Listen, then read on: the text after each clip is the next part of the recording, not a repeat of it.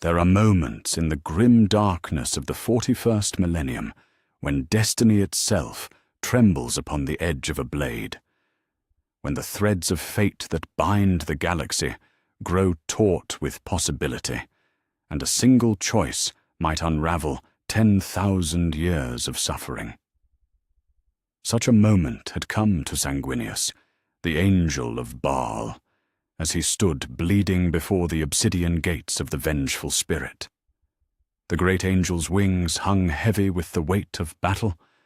Ichor from Kabanda's claws still wept from wounds across his alabaster armor, each drop that fell to the deck below, carrying with it the pain of 100 battles fought in Terra's dying light. The demon's laughter still echoed in his mind, a poisonous reminder of the price of nobility in a galaxy that rewarded only strength. Yet it was not the physical pain that gave Sanguinius pause as he gazed upon his brother's flagship. It was the visions. They came to him as they always had, unbidden and unwelcome, cascading through his consciousness like blood through a shattered chalice. He saw himself walking these corridors, wings spread wide in defiance. He saw Horus, radiant with the borrowed power of the dark gods, his eyes blazing with malice and regret intertwined. He saw his own death, played out in excruciating detail, his throat crushed beneath fingers that had once clasped his own in brotherhood. The visions had never lied to him. They showed him truth, inevitable and absolute, carved into the warp itself by forces beyond mortal comprehension. But tonight, something was different. Sanguinius closed his eyes and let the visions flow through him once more. There, in the space between heartbeats, he glimpsed it. A fracture in the pattern, a moment where the inevitable wavered, where destiny itself seemed to hold its breath. In that instant, he saw not his death, but something else, something terrible and magnificent and utterly impossible. He saw Horus falling, the War Master's blood pooling beneath wings that gleamed not with defeat, but with a darkness that should not exist. The angel's perfect features twisted in anguish. To change fate was to embrace something that went against every noble ideal he had ever cherished. The visions showed him the cost. He saw what he would have to become, what he would have to unleash, to achieve the impossible, the rage, the fury. The same darkness that already poisoned his sons with the red thirst would have to be invited in, welcomed, used, not as a flaw to be conquered, but as a weapon to be wielded. "My sons," he whispered to the void between ships, his voice carrying across the psychic realm where his legion's souls dwelt. Even now, scattered across the battlefields of Terra, the blood angels fought with a valor that brought tears to his eyes. They carried his gene seed, his gift, and his curse intertwined. They suffered for his perfection, bled for his nobility, and would continue to do so for 10,000 years if the visions proved true. The future unfolded before him like a scroll of agony. He saw his sons in ages yet to come, consumed by visions of his death. Saw them painting their armor black in mourning, hurling themselves into battle with a fury that honored his sacrifice and damned their souls. The black rage, they would call it. The echo of his final moments burned into their genetic memory like a brand. Saw entire companies lost to madness, noble warriors reduced to berserkers who knew only his pain and Horus's treachery. Yet in the fractured timeline, in the impossible moment where destiny bent, he saw something else. His sons, changed but not broken. The darkness channeled rather than conquered. The rage transformed into something that served rather than consumed. It would cost him everything he was to achieve it. Everything noble, everything pure, everything that made him the angel would have to be tempered with shadow. But his legion would endure, more than endure. They would become something greater than what they were, something the galaxy desperately needed. Sanguinius opened his eyes and gazed upon the vengeful spirit once more. The ship hung in the void like a promise of damnation, its baroque spires twisted into shapes that hurt to perceive. Somewhere within those corridors, Horus waited. Not just his brother, but the avatar of every chaos god, their power flowing through him like poison through dying veins. The War Master had become something beyond mortal comprehension, a being of such terrible might that even the Emperor himself would struggle to match him. The rational part of Sanguinius's mind whispered that this was madness. He was wounded, exhausted, his strength sapped by countless battles. Horus stood at the apex of his dark apotheosis, wielding power that could crack worlds. To face him was to die. To attempt what the visions showed was to risk not just his own soul, but the very foundations of everything he had sworn to protect. Still, the choice crystallized in his heart like ice forming on a blade. He thought of Ascalon, his sanguinary guard, who would die before allowing their gene-father to face such danger alone. He thought of his captains, scattered across Terra's battlefields, who trusted in his wisdom absolutely. He thought of the Emperor, his father, who had given him life and purpose and the terrible burden of foresight. All of them would tell him to accept his fate, to walk the path that had been ordained, to die nobly rather than risk the corruption of his soul. But nobility, Sanguinius realized with crystalline clarity, was a luxury the galaxy could no longer afford. The Angel of Baal stepped forward, his wings spreading wide as he approached the teleportarium arrays that would carry him to his brother's ship. With each step, he felt something within him shifting, awakening. Not the pure rage of the berserker, but something more controlled, more terrible. The fury of a being who had glimpsed 10,000 years of unnecessary suffering and chose to prevent it, no matter the cost to his own soul. As the energies of the teleportarium began to build around him, Sanguinius offered one final prayer to whatever gods might still listen to angels who chose darkness over light. "Forgive me," he whispered to the void, though whether he spoke to the Emperor, his sons, or some distant echo of who he used to be, even he could not say. The last thing he saw before the warp claimed him was terror burning beneath them, beautiful and terrible in its agony. When next he opened his eyes, he would stand in the heart of the vengeful spirit itself, and destiny would learn that even fate could bleed when an angel chose to wield a blade of shadow rather than light. The air within the vengeful spirit tasted of corruption and dying stars. Reality itself seemed to recoil from what the ship had become, the walls weeping ichor, while shadows moved with malevolent intent through corridors that defied mortal geometry. Sanguinius materialized in the heart of this blasphemy, his wings spread wide against the oppressive darkness that sought to crush his very soul. The teleportarium energies dissipated around him like morning mist, leaving only silence and the distant echo of something vast breathing in the ship's depths. He had expected to find Horus waiting for him, but the throne room stretched empty before his eyes, a cathedral of twisted metal and blasphemous symbols that hurt to perceive directly.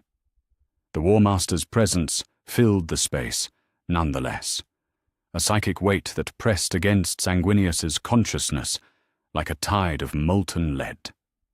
Yet the angel did not call out, did not announce his arrival with noble challenge. Instead, he moved through the shadows with predatory grace, his enhanced senses drinking in every detail of this corrupted realm. The visions had shown him fragments of what was to come, but now he felt the full weight of possibility pressing against his mind. Every potential future cascaded through his consciousness in brilliant, terrible clarity. He saw himself dying 100 different ways, each more agonizing than the last. He saw Horus triumphant, standing over his broken form with tears of regret streaming down features twisted by chaos. But in the spaces between those visions, in the fractures where destiny wavered, he glimpsed something else. Something that required him to become more than what he was, and less than what he had been. "Brother." The voice echoed from everywhere and nowhere, carrying with it the weight of 10,000 years of war. Horus emerged from the shadows, not as he had been, but as chaos had made him. His armor blazed with unholy light, each plate inscribed with symbols that shifted and writhed when observed directly. His face, once noble beyond measure, now bore the marks of divine corruption. Eyes that had once held warmth and humor now burned with the borrowed fire of gods who knew only hunger. Sanguinius felt his heart skip a beat as he gazed upon what his brother had become. This was not the Horus who had laughed with him in the halls of the imperial palace, who had shared dreams of a golden future among the stars.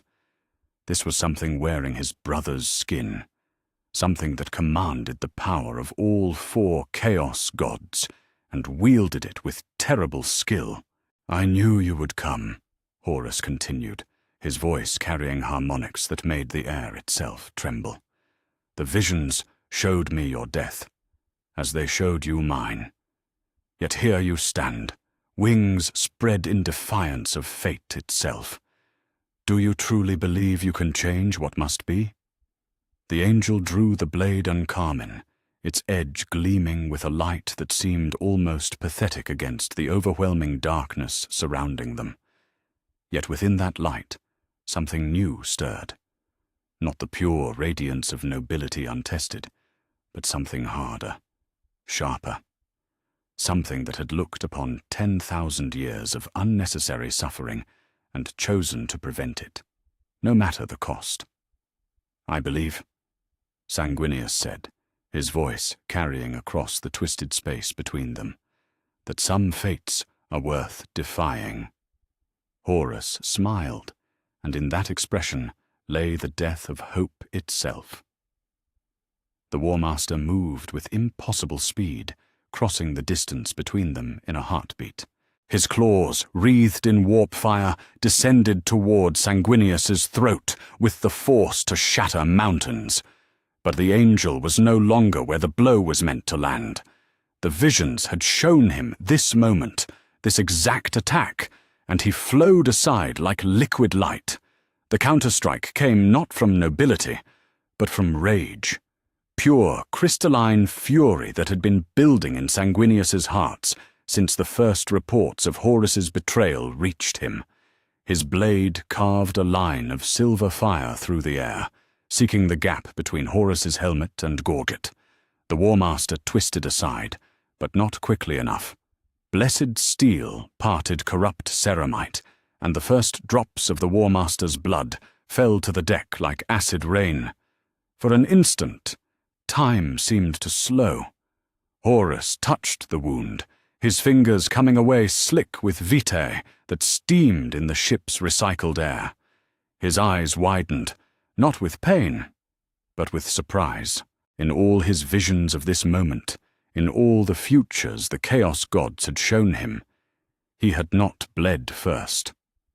"Impossible," he breathed, but his voice carried less certainty than before.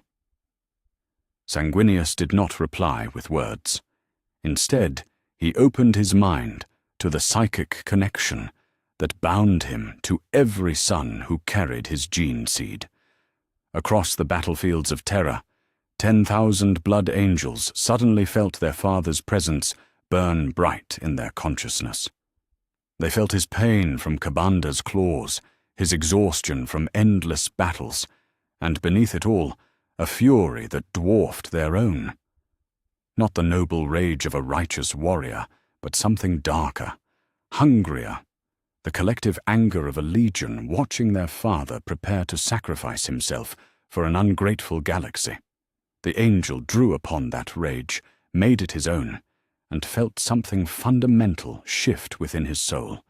He was no longer fighting for the ideal of the imperium, or even for loyalty to the emperor. He fought for his sons, present and future, and for all those who would suffer needlessly if this moment was allowed to play out as fate intended. Horus attacked again, his form blurring as he moved faster than mortal perception could follow. His claws traced arcs of destruction through the air, each strike carrying enough force to level city blocks. But Sanguinius was no longer fighting as he always had, with perfect technique tempered by noble restraint. He fought like a beast, like a predator, channeling not just his own strength, but the fury of every blood angel who had ever raged against the darkness. The duel became a storm of violence that shook the very foundations of the vengeful spirit. Where their weapons met, reality cracked and bled. Horus wielded the power of chaos itself, calling upon Khorne's fury, Nurgle's endurance, Tzeentch's cunning, and Slanesh's perfection. Yet for every blessing of the dark gods, Sanguinius answered with something more primal, more honest. The rage of a father watching his children suffer, the fury of an angel forced to embrace darkness to protect what he loved. They crashed through bulkheads that had been forged in the dark age of technology, their battle carrying them deeper into the ship's heart. Horus fought as he always had, with supreme confidence and terrible skill. But Sanguinius fought with something his brother could not understand or counter, the desperate fury of someone who had glimpsed the future and found it wanting. The War Master's claws found their mark at last, carving deep furrows through the angel's breastplate. Ceramite and flesh parted beneath his touch, and Sanguinius felt his life's blood begin to flow. Yet the pain only fed the darkness growing within him, transforming agony into fuel for the fire that burned in his heart. "You feel it now," Horus snarled as they grappled in the ruins of what had once been a strategium. The corruption taking hold, the noble angel learning to embrace the very darkness he once fought against. "Soon you will understand what I have become, what we must all become to survive in this galaxy." Sanguinius drove his knee into his brother's solar plexus with enough force to crater the deck beneath them. As Horus staggered back, the angel spoke for the first time since drawing his blade. "I understand perfectly," he said, his voice carrying harmonics that had not been there before. "The difference between us is that I choose my darkness, while yours chose you." The visions came to him then, in a flood of impossible clarity. He saw every move Horus would make in the next 10 seconds, every feint and strike and desperate gambit. More than that, he saw the spaces between the moves, the moments where the War Master's borrowed power faltered, where the competing wills of 4 chaos gods created tiny fractures in his defenses.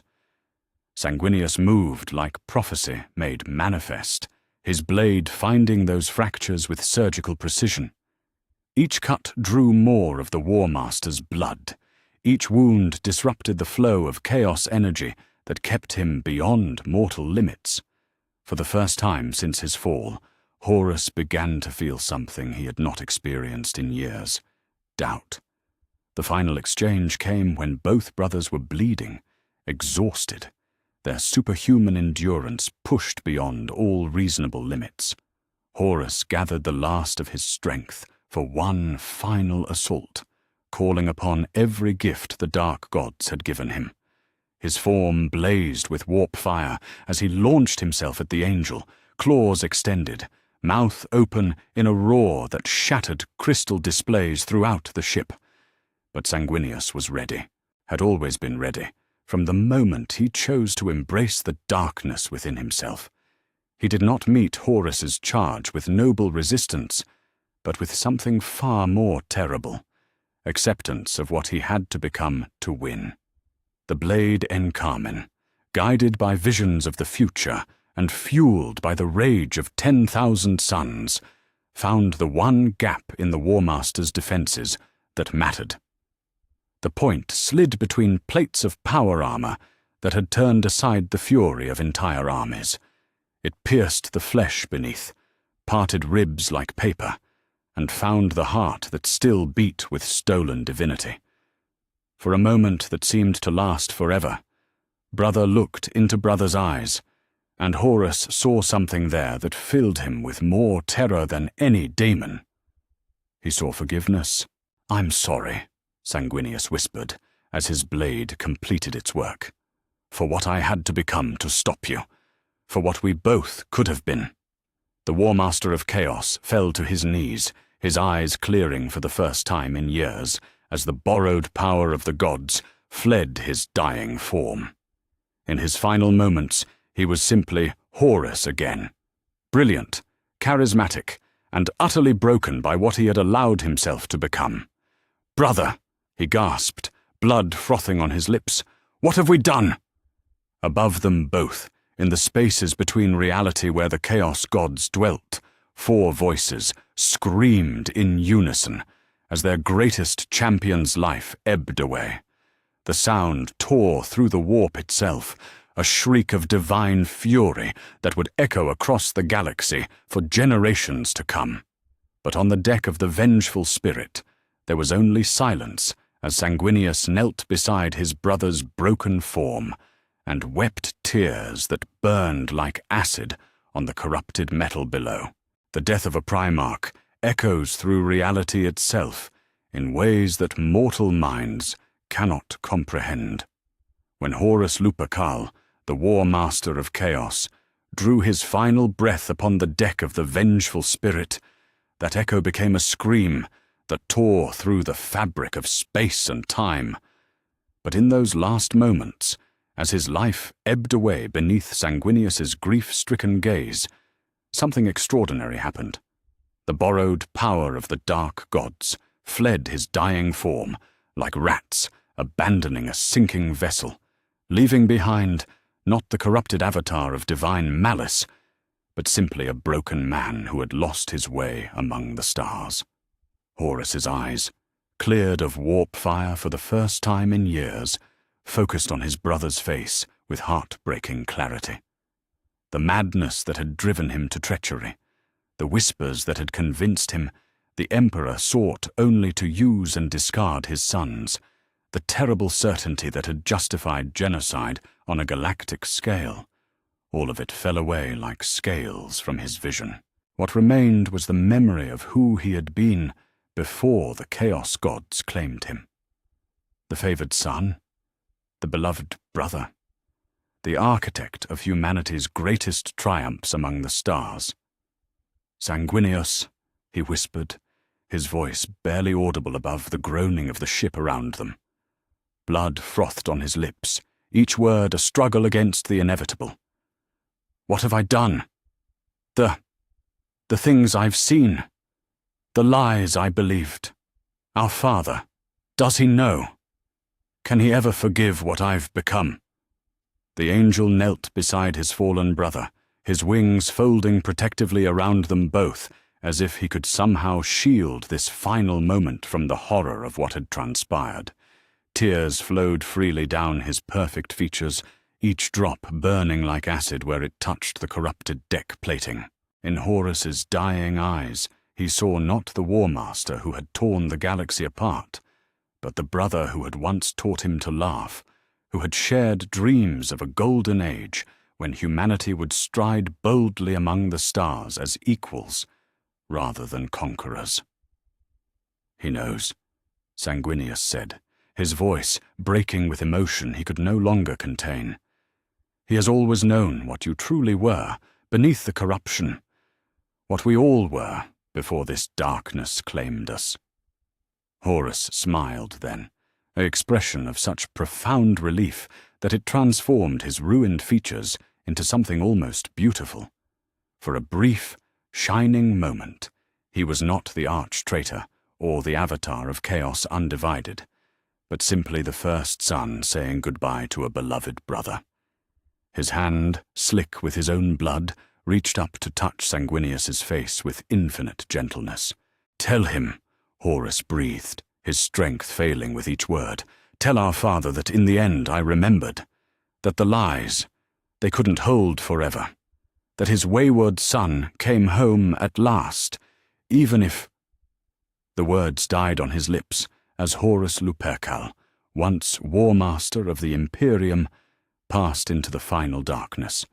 His hand fell away from Sanguinius's cheek, leaving behind a bloody print that would haunt the angel's dreams for the remainder of his days. In the sudden silence that followed, broken only by the distant sounds of a ship dying around them, Sanguinius felt something fundamental shift within the galaxy itself. The first sign came from the warp. Across the Imperium, the screams of 4 divine entities rent the fabric of reality itself. Khorne's howl of rage shattered demon worlds in the eye of terror. Nurgle's wails of despair sent plagues fleeing back into the void rather than face their grandfather's grief. Tzeentch's shrieks of frustrated plans caused his crystal labyrinth to collapse in on itself in impossible geometries.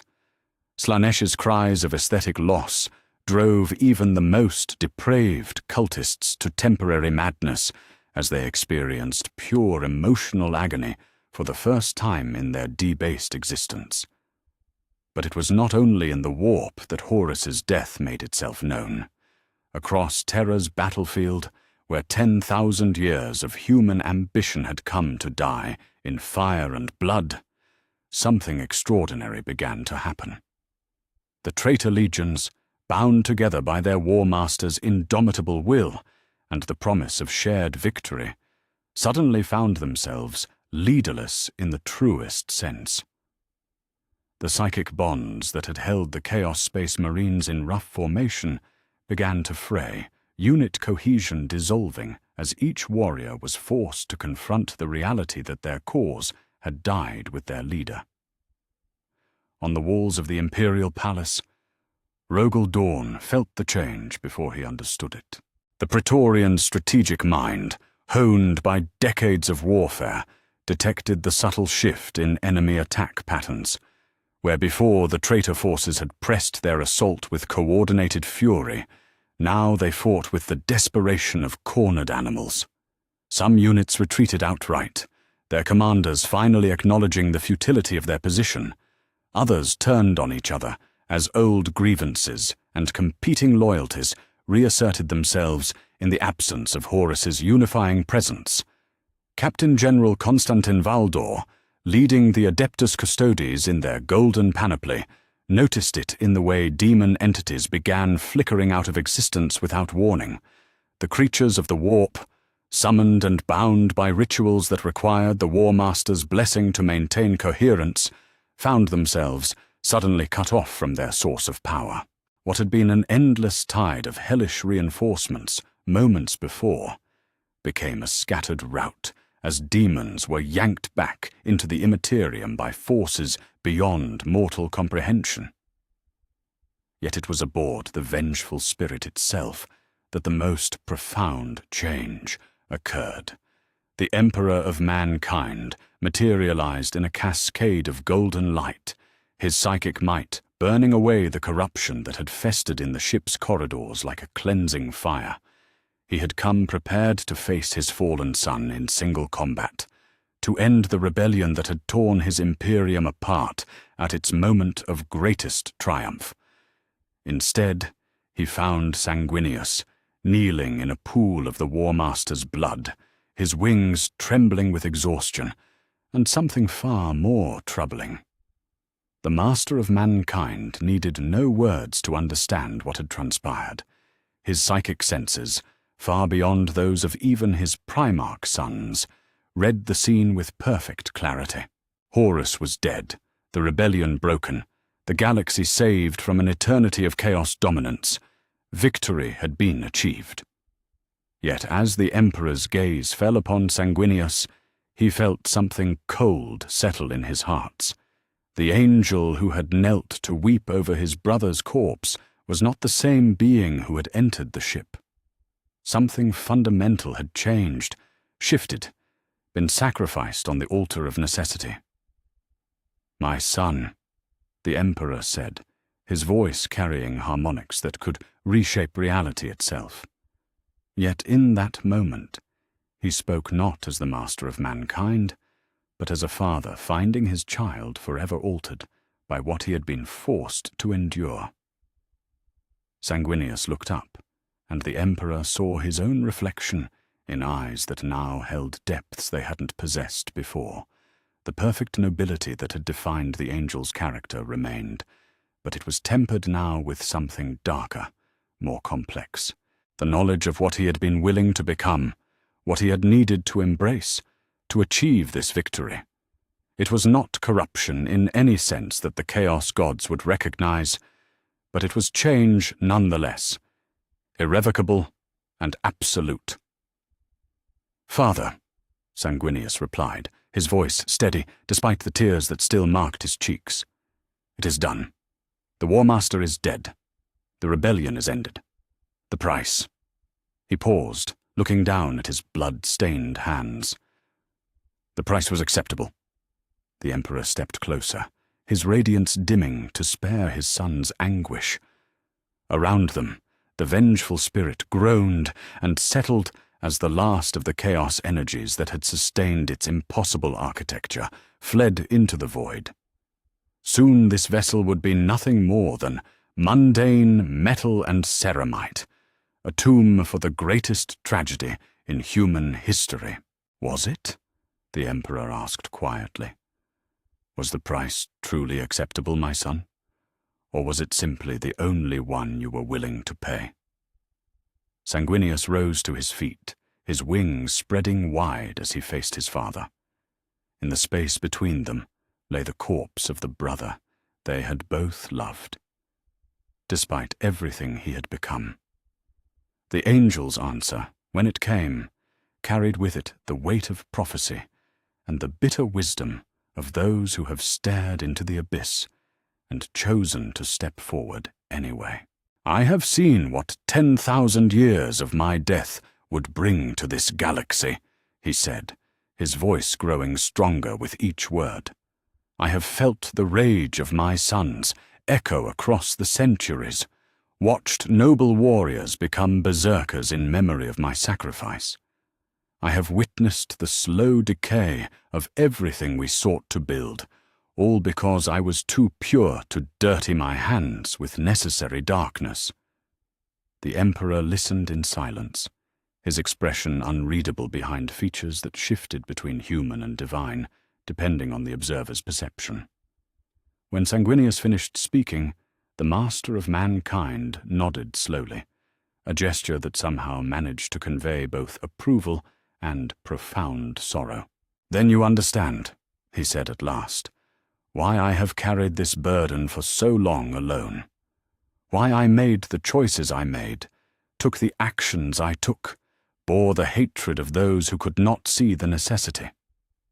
You have learned, my son, that sometimes salvation requires damnation, that sometimes, to preserve the light, one must be willing to embrace the shadow."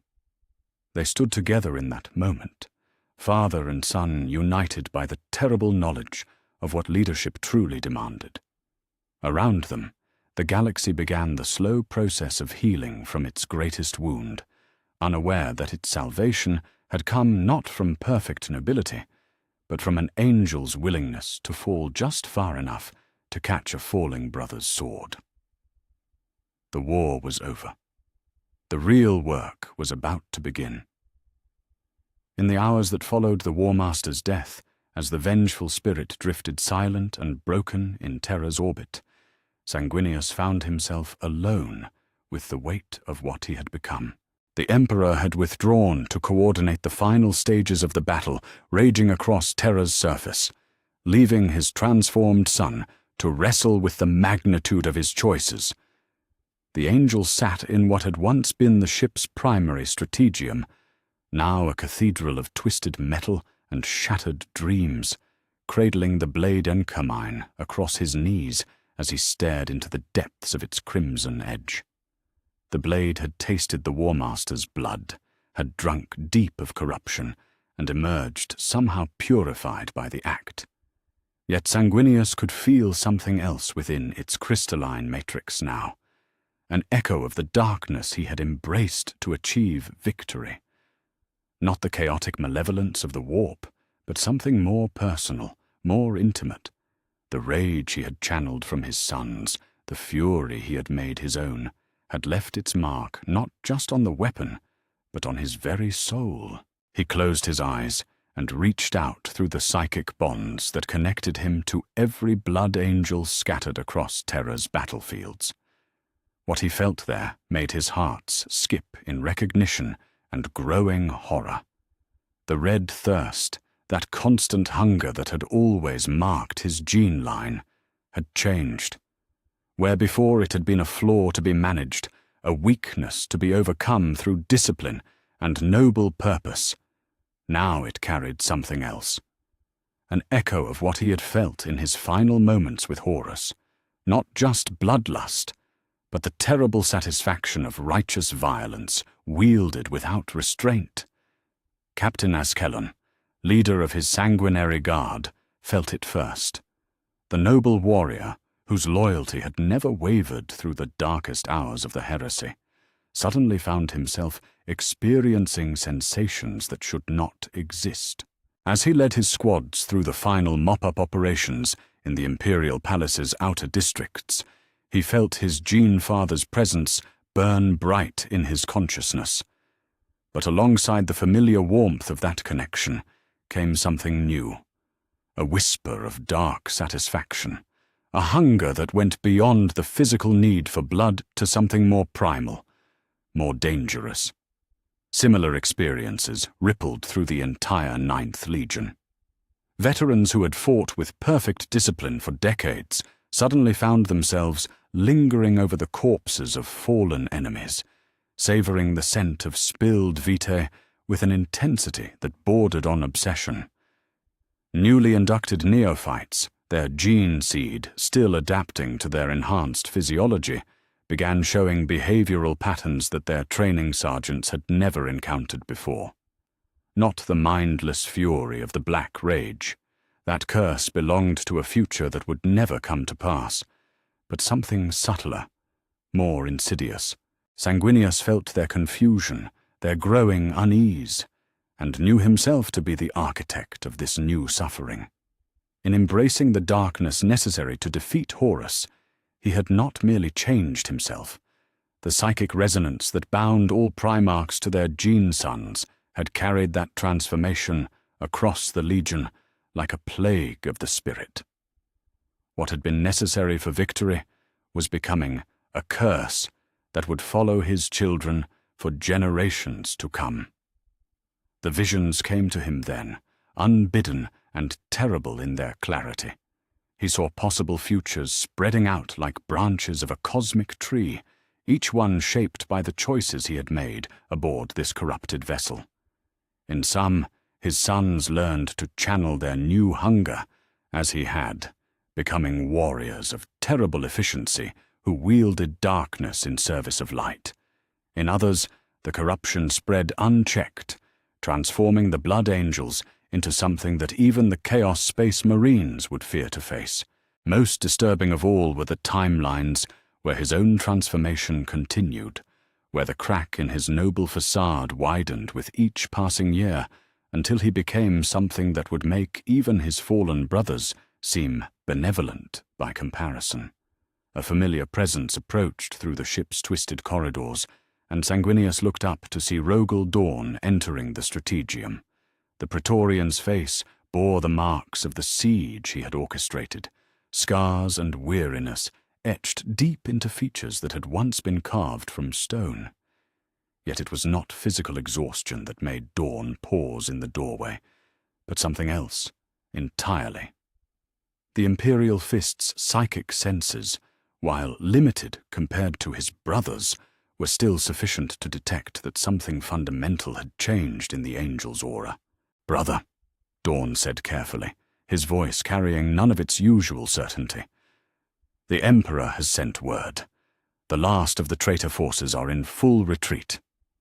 Terror is secure." He paused, studying Sanguinius's face with growing concern. "You have achieved a victory that will be remembered for 10,000 years. Why then do you sit here as if in mourning?" Sanguinius rose from his contemplation, the blade anchor-mine sliding into its sheath with a whisper of metal on ceramite. When he turned to face his brother, Dawn stepped back involuntarily. The angel's features remained as perfect as ever, unmarked by the corruption that had claimed so many during the heresy. Yet there was something in his eyes now that had not been there before, a depth that spoke of knowledge no being should possess, of choices that left permanent marks on the soul. "Because I have learned," Sanguinius said quietly, "that some victories exact a price that extends far beyond the moment of triumph. I saved our legion from 10,000 years of the Black Rage, Rogel, but in doing so, I may have condemned them to something worse." Before Dawn could respond, another presence made itself known. Vulcan entered the strategium, his massive frame moving with surprising grace through the debris-strewn space. The salamander's face, perpetually marked by the flames of his home world, bore an expression of profound relief that quickly shifted to concern as he felt the psychic emanations radiating from his brothers. "The war is won," Vulcan said, his voice carrying the warmth that had always marked his character. "Our father's vision is secure. The galaxy will know peace again." Yet even as he spoke the words, uncertainty crept into his tone. Something was wrong here, something that his enhanced senses could detect but not fully comprehend. The final member of their impromptu gathering arrived in a cascade of displaced air and the scent of wind-swept steps. Jagatai Khan materialized in the center of the room, his movements carrying the fluid grace of a born hunter. The white scar's eyes, sharp as the blades he favored, immediately focused on Sanguinius with an intensity that made even the angel uncomfortable. "You are not the same brother who entered this ship," the Khan said, without preamble, his voice carrying the musical cadence of his homeworld's dialects. "I can feel it in the wind, taste it in the air itself. What have you done, Sanguinius? What have you become to achieve this impossible victory?" For a long moment, silence stretched between the four Primarchs. Around them, the vengeful spirit continued its slow dissolution as the last of the warp taint fled its corridors. Somewhere in the distance, they could hear the sounds of imperial forces securing the vessel. But those mundane noises seemed impossibly far away from the weight of the conversation unfolding in the strategium. Sanguinius looked at each of his brothers in turn, seeing concern, confusion, and something that might have been fear in their enhanced features. These were beings who had conquered worlds, who had faced the worst horrors the galaxy could offer without flinching. Yet they stood before him, now uncertain, sensing change, but unable to comprehend its full magnitude. "I have learned," he said finally, "what our father has always known, that sometimes, to preserve what is good and pure, one must be willing to embrace what is necessary and dark. I touched the same source that would have created the Black Rage in my sons, channeled it, made it mine. In doing so, I prevented one future of suffering, but may have created another." Vulcan stepped forward, his expression shifting from concern to something approaching alarm. "Brother, what you describe sounds dangerously close to what claimed our fallen siblings. The line between using darkness and being consumed by it is thinner than any of us would like to believe." "Is it consumption if the choice is made consciously?" Sanguinius asked, and there was something in his voice that made all three of his brothers tense. If the darkness serves the light rather than the reverse, I have seen what 10,000 years of my death would bring.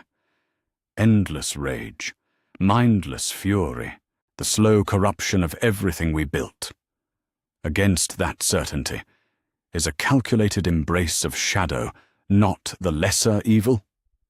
The Khan moved closer, his hand resting unconsciously on the hilt of his blade, not in threat, but in the instinctive response of a warrior who sensed danger he could not fully identify. You speak of calculated choices, brother, but I have seen what such calculations cost. Our father made similar choices, took similar risks. Look where it led. Half our brothers lost to chaos, the galaxy in flames, billions dead. When does calculated risk become the very corruption we seek to prevent? Dawn nodded grimly, his strategic mind already seeing the implications of what Sanguinius described. The Emperor warned us repeatedly about the seductive nature of expedient solutions. Every traitor Primarch began with noble intentions, twisted by circumstances. If you have indeed touched the same darkness that creates the black rage, then I am already lost, Sanguinius finished, and for the first time since Horus's death, something like his old warmth flickered in his expression. Perhaps. But consider the alternative, my brothers. In the timeline I prevented, this galaxy becomes a charnel house where hope itself dies. Against that certainty is the risk of my own corruption not worth taking. The silence that followed was broken by a new presence entering the strategium. The Emperor of mankind stood in the doorway, his radiance dimmed to spare his son's discomfort, but still carrying an authority that made even these demigods straighten unconsciously. His gaze moved from Primarch to Primarch, reading their expressions with the ease of a father who had guided their development since birth. "My sons," he said, and his voice carried harmonics that could reshape reality itself. You debate questions that have no easy answers, wrestle with truths that I have carried alone for millennia. Sanguinius has indeed changed, transformed by necessity into something that exists in the space between light and shadow. The question you must answer is not whether this transformation represents corruption, but whether it represents hope. He moved to stand beside the angel, placing a hand on his son's shoulder with infinite gentleness. Look at him with your enhanced senses. Use the gifts I gave you to see truly. Does he radiate the chaotic taint that marks our fallen children? Or does he carry something else entirely? The controlled darkness of one who has chosen to bear shadow so that others might walk in light. The three loyal Primarchs focused their psychic senses on their brother, and what they found there was more complex than any simple categorization could capture. There was indeed darkness in Sanguinius now, a controlled fury that burned like banked coals beneath his perfect features.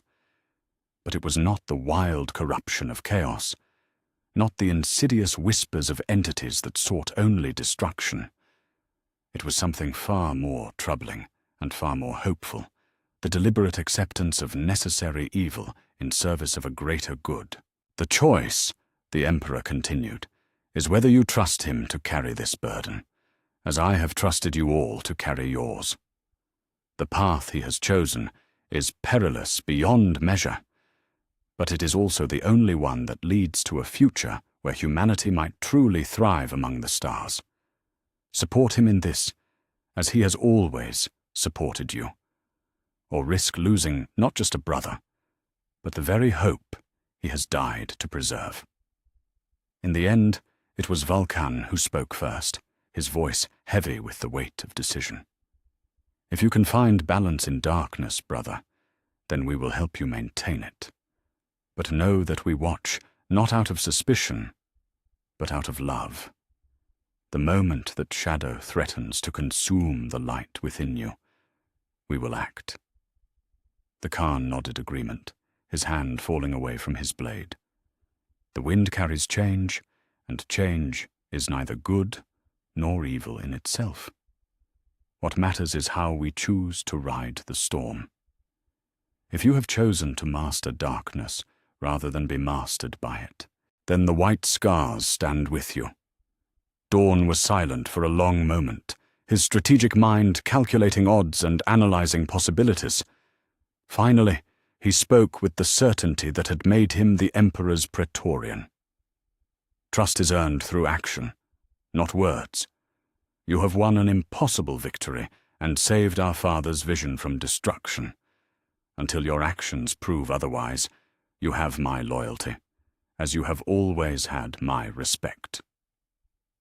Standing together in the ruins of the War Master's flagship, the 4 loyal Primarchs and their father formed a tableau that would be remembered for 10,000 years.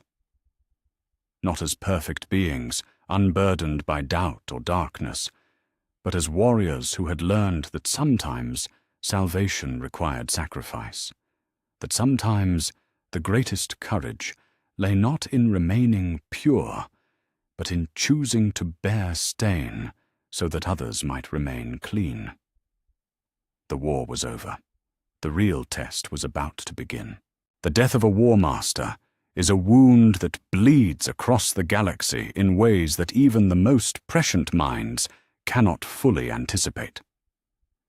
As news of Horus's fall spread through the warp, carried by the screams of demons and the psychic echoes of a rebellion suddenly left without its architect, the vast machinery of civil war that had consumed the imperium for 7 years began to tear itself apart.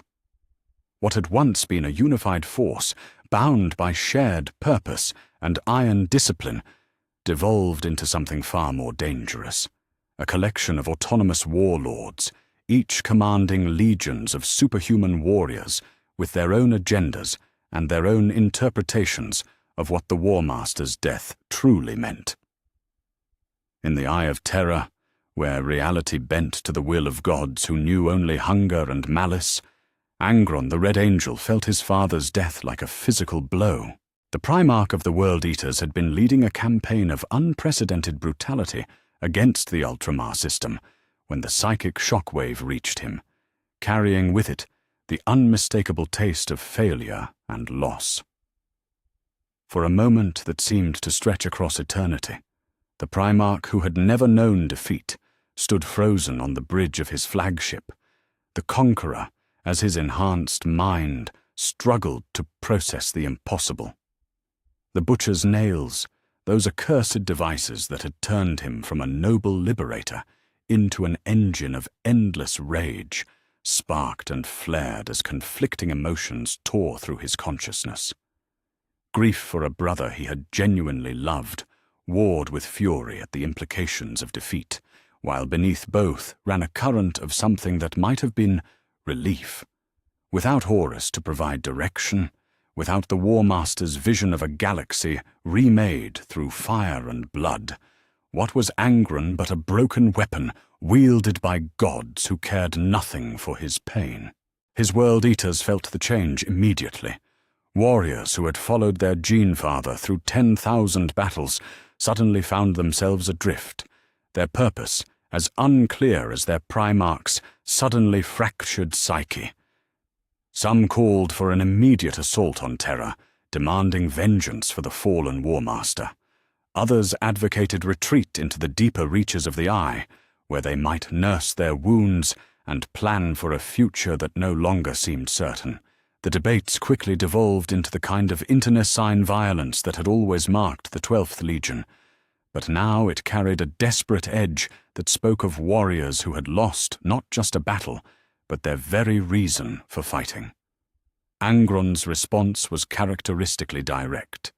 He ordered the entire fleet to withdraw into the Eye of Terror's deepest reaches, not out of cowardice, but from a recognition that the war he had been fighting was over. Whatever came next would require different strategies, different goals, different methods. The Red Angel was many things: a broken slave, a weapon of mass destruction, a being consumed by artificial rage. But he was not a fool. Without Horus to unite the various factions of the rebellion, continued assault on the Imperium would be nothing more than elaborate suicide. Yet even as the World Eaters began their withdrawal, other forces were making very different calculations. Prince Fulgrim, the Phoenician, received word of his brother's death while orchestrating a campaign of such exquisite cruelty that even the servants of Slaanesh paused in appreciation. The Primarch of the Emperor's children had long since abandoned any pretense of nobility, embracing instead a philosophy of sensation and perfection that knew no moral boundaries. To him, Horus's defeat represented not a catastrophe, but an opportunity to finally pursue his own vision without the constraints of shared command. The demon that wore Fulgrim's face laughed with crystalline delight as it contemplated the possibilities opening before it. The War Master's death had created a vacuum that needed filling, and who better to assume that role than one who had achieved perfect union with divine power? Unlike Angron, whose retreat spoke of pragmatic acceptance, Fulgrim saw opportunity in chaos. His legion would not withdraw, but would instead scatter across the galaxy to spread their particular brand of corruption in 1,000 different directions simultaneously. "My children," Fulgrim announced to his assembled captains, his voice carrying harmonics that made reality itself shiver with anticipation. "We are no longer bound by another's vision of victory. We are free to pursue perfection in all its myriad forms, to bring sensation and enlightenment to a galaxy that has forgotten how to truly feel. Let the other legions retreat into their bolt holes and nurse their wounds. We shall make the stars themselves scream with joy." The Emperor's children embraced their Primarch's proclamation with the fervor of zealots granted divine permission to indulge their darkest impulses. Within hours, the Legion had broken into dozens of autonomous forces, each commanded by a captain or champion, with their own interpretation of what perfection demanded. Some would pursue campaigns of artistic terrorism, transforming entire worlds into galleries of suffering and beauty. Others would focus on the corruption of imperial worlds through more subtle means, spreading cults dedicated to sensation and excess throughout human space. Far from the Eye of Terror's chaotic embrace, other fallen Primarchs were making their own calculations. Magnus the Red, the Crimson King of Prospero, felt his brother's death as a disturbance in the great tapestry of fate that he had spent so long trying to understand. Unlike his more immediately violent brothers, Magnus had always been a creature of intellect first and action second. Horus's fall forced him to confront uncomfortable truths about the nature of the rebellion he had joined and the gods he had chosen to serve. The 1,000 Suns had suffered greatly during the long war, their numbers depleted by battle and by the flesh change that constantly threatened to reduce them to mindless spawn. Magnus himself bore wounds that went deeper than mere physical damage, his psyche fractured by years of fighting against his own nature while serving masters who viewed him as little more than a useful tool. The War Master's death represented a crossroads, a moment where the Crimson King could choose his own path rather than following one laid out by others. His decision, when it came, surprised even his most devoted followers. Rather than retreat or scatter, Magnus chose to pursue a third option: isolation. The 1,000 Suns would withdraw to the planet of the sorcerers, deep within the Eye of Terror, and there they would focus on the pursuit of knowledge rather than war. If the galaxy insisted on tearing itself apart without their intervention, then so be it. There were deeper mysteries to explore, older truths to uncover. powers to master that had nothing to do with the crude ambitions of warlords and emperors.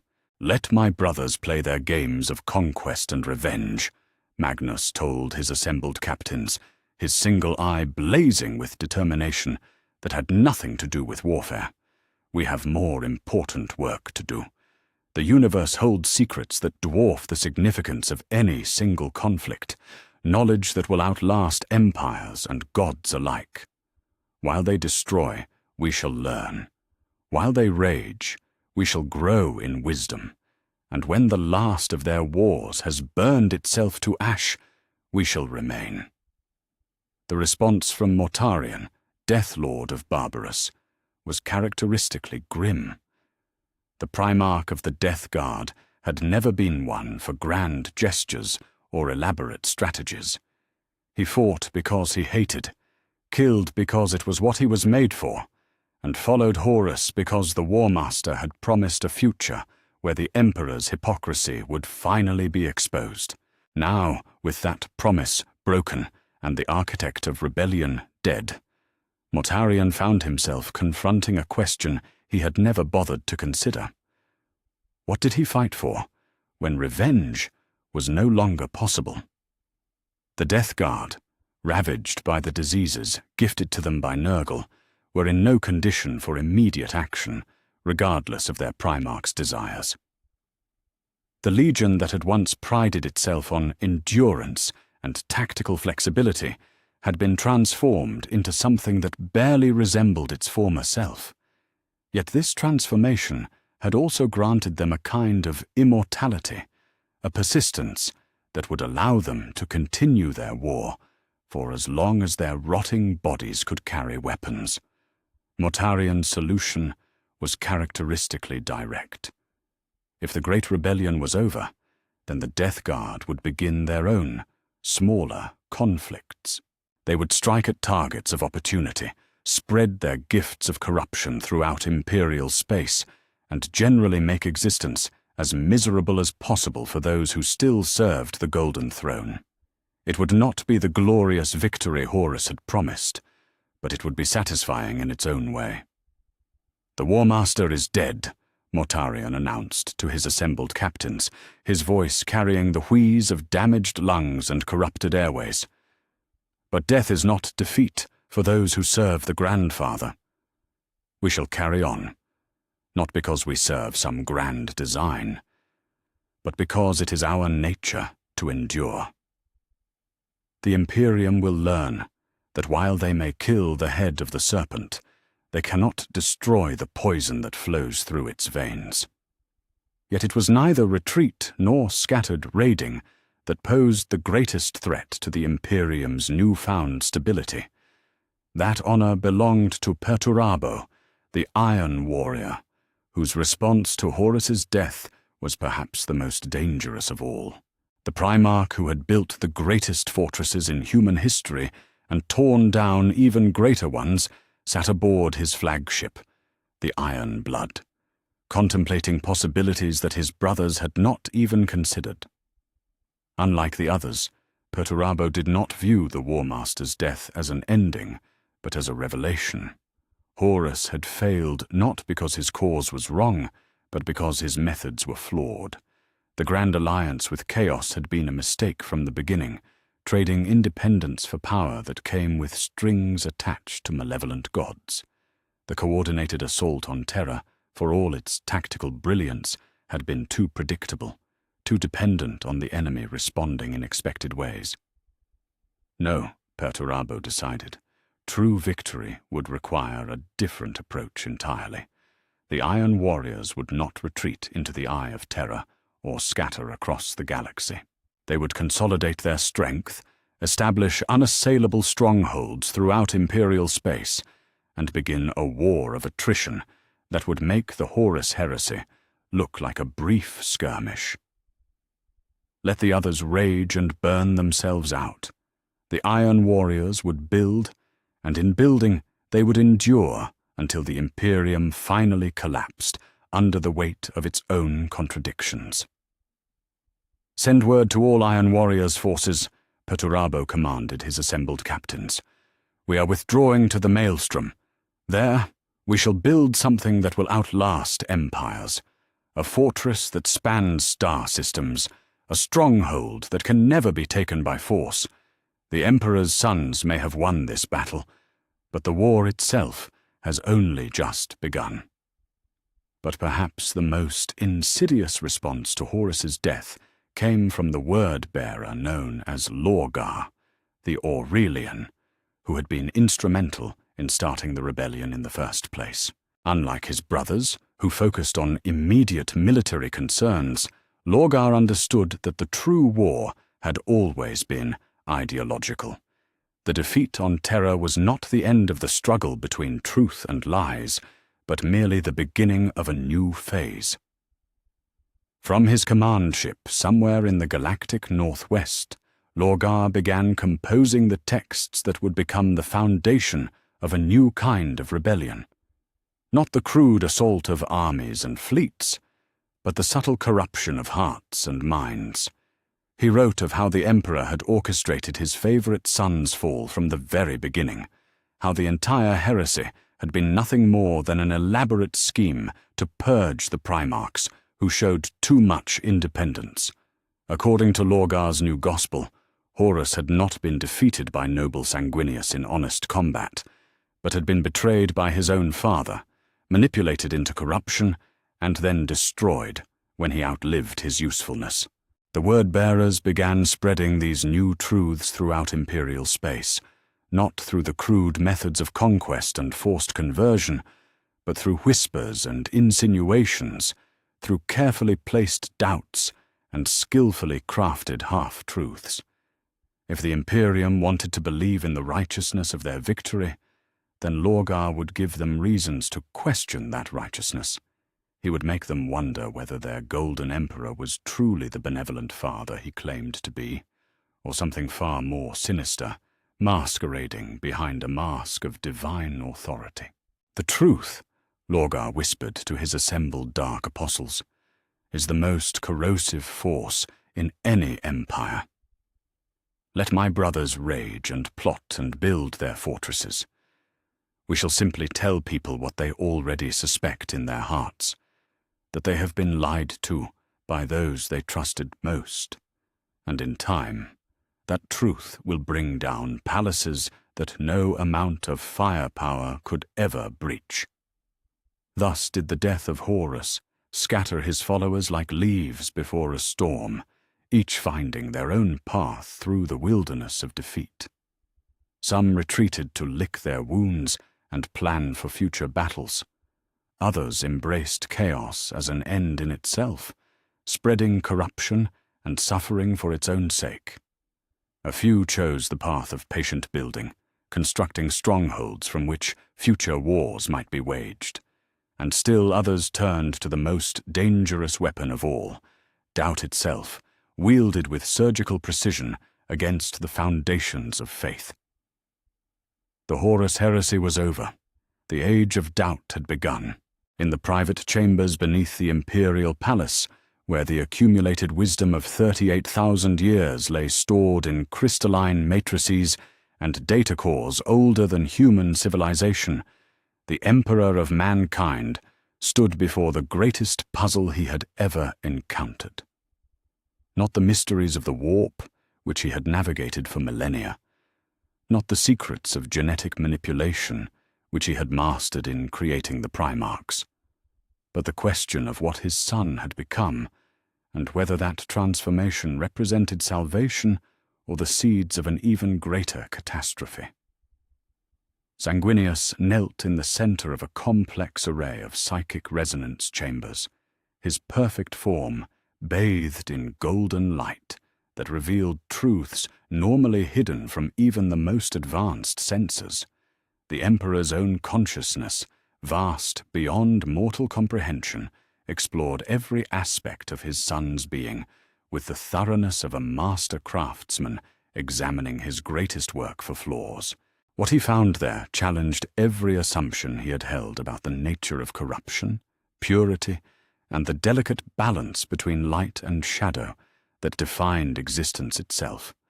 The gene seed template that had given birth to the angel remained fundamentally intact, its core programming unchanged despite the trauma it had endured. Yet woven through that original design like veins of precious metal through common ore was something new. Not the chaotic corruption that marked those who had fallen to the dark gods, but a controlled darkness that seemed to exist in perfect balance with Sanguinius's inherent nobility. It was as if the angel had learned to carry shadow, not as a burden, but as a tool, wielding it with the same precision that he brought to combat or statecraft. The implications were staggering. For 10,000 years, the Emperor had operated under the assumption that exposure to the warp's influence inevitably led to corruption, that touching the darkness meant being consumed by it. Yet here before him was living proof that such assumptions might be flawed. His son had not merely touched the darkness, he had embraced it, channeled it, made it serve his will rather than the reverse. The question that haunted the Emperor's ancient mind was whether this represented evolution or merely a more sophisticated form of damnation. "Father," Sanguinius said quietly, his voice carrying harmonics that had not existed before his transformation. "What do you see when you look upon me? Do you find corruption masquerading as virtue, or virtue strong enough to master corruption?" The Emperor's examination paused, his consciousness withdrawing from its deep exploration to focus on the being before him. When he spoke, his voice carried the weight of eons and the accumulated sorrow of choices that had defined the fate of species. "I see something that should not exist, my son. A paradox that challenges the fundamental laws I believed governed such things. You have touched the same source that would have created the black rage in your gene sons, yet instead of being consumed, you have domesticated it." "Is that what troubles you?" Sanguinius asked, rising from his kneeling position with fluid grace. "Not that I might be corrupted, but that your understanding of corruption itself might be incomplete." The question struck at the heart of the Emperor's dilemma. For millennia beyond counting, he had shaped his decisions based on certain assumptions about the nature of chaos and its relationship to the material universe. The Webway Project, the creation of the Primarchs, even the Great Crusade itself had all been predicated on the belief that the warp was an enemy to be contained, not a tool to be wielded. Yet Sanguinius's transformation suggested possibilities that the Emperor had never dared consider. "Walk with me," the Emperor said, gesturing toward the vast observation windows that offered a view of Terra's slowly healing surface. Together, father and son moved through chambers that had witnessed the birth of the imperium, past artifacts and technologies that spoke of humanity's rise from primitive barbarism to galactic dominance. "Tell me of the visions that drove you to make this choice. Help me understand what you saw that I missed." Sanguinius moved to stand beside his father, his wings folding against his back as he gazed out at the world that had nearly died to birth their victory. When he spoke, his words carried the weight of prophecy and the bitter wisdom of one who had glimpsed futures too terrible to accept. "I saw 10,000 years of unnecessary suffering, father. My death would have created a wound in my legion's collective soul that never healed. The Black Rage, they would have called it. Visions of my final moments burned into their genetic memory like a brand. I watched noble warriors reduced to berserkers, entire companies lost to madness that honored my sacrifice while dooming their souls." The Emperor listened in silence as his son described the timeline that would never come to pass. Sanguinius spoke of successors' chapters scattered across the galaxy, each carrying the curse of their gene father's death, of blood angels painting their armor, black in mourning, of warriors who knew only rage and the echo of ancient pain, of the imperium slowly rotting from within as its defenders were consumed by griefs they could neither understand nor overcome. Yet in preventing that future, Sanguinius continued, I have perhaps created something worse. The darkness I embraced to defeat Horus was not destroyed by that victory. It was integrated, made part of who I am. My sons feel it through the psychic bonds that bind us. Where once they would have suffered the black rage, now they experience something subtler, but perhaps more dangerous. A controlled hunger, a disciplined darkness that serves our goals rather than consuming at them. The Emperor's expression remained unreadable as he processed this revelation. Through their shared bloodline, he could feel the truth of Sanguinius's words, could sense the change rippling through the blood angels across Terra and beyond.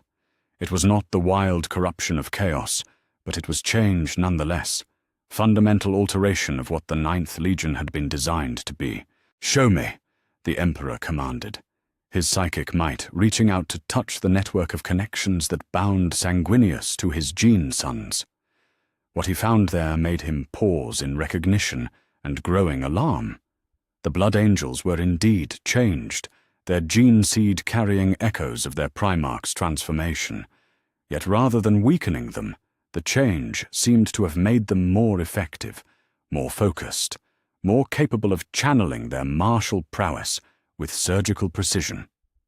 Captain Azkellan, leading mop-up operations in the palace's lower levels, felt his gene father's presence burn bright in his consciousness. But alongside that familiar warmth came something new, a whisper of controlled fury that made his blade strikes more precise, his tactical decisions more ruthless. He found himself capable of choices that the old Azkaellan would have hesitated to make, willing to sacrifice pieces to achieve greater victories. It was not madness, but it was change, and change in a Space Marine Legion always carried risks. Similar transformations were occurring throughout the Blood Angels, as Battle Brothers discovered new depths to their capabilities and new willingness to embrace methods that walked the line between necessity and darkness. They remained loyal, remained noble in their core beliefs, but their definition of nobility had expanded to include things that would once have been unthinkable. "Do you see?" Sanguinius asked, his voice carrying a note of desperate hope. "They are not corrupted, merely evolved.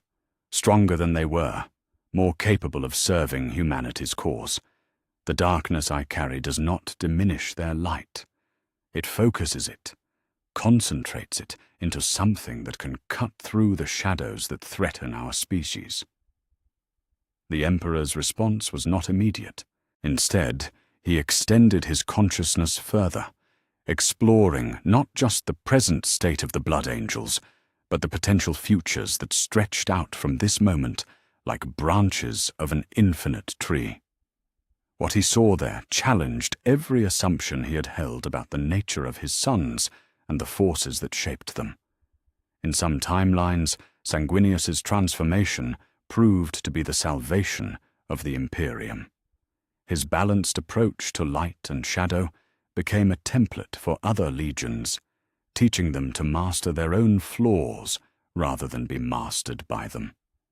The angel himself grew into something beyond even his creator's vision, not just a warrior, but a true leader capable of holding together an empire that spanned the galaxy. Under his guidance, humanity learned to thrive in a universe that offered only struggle and suffering. Yet other futures showed darker possibilities.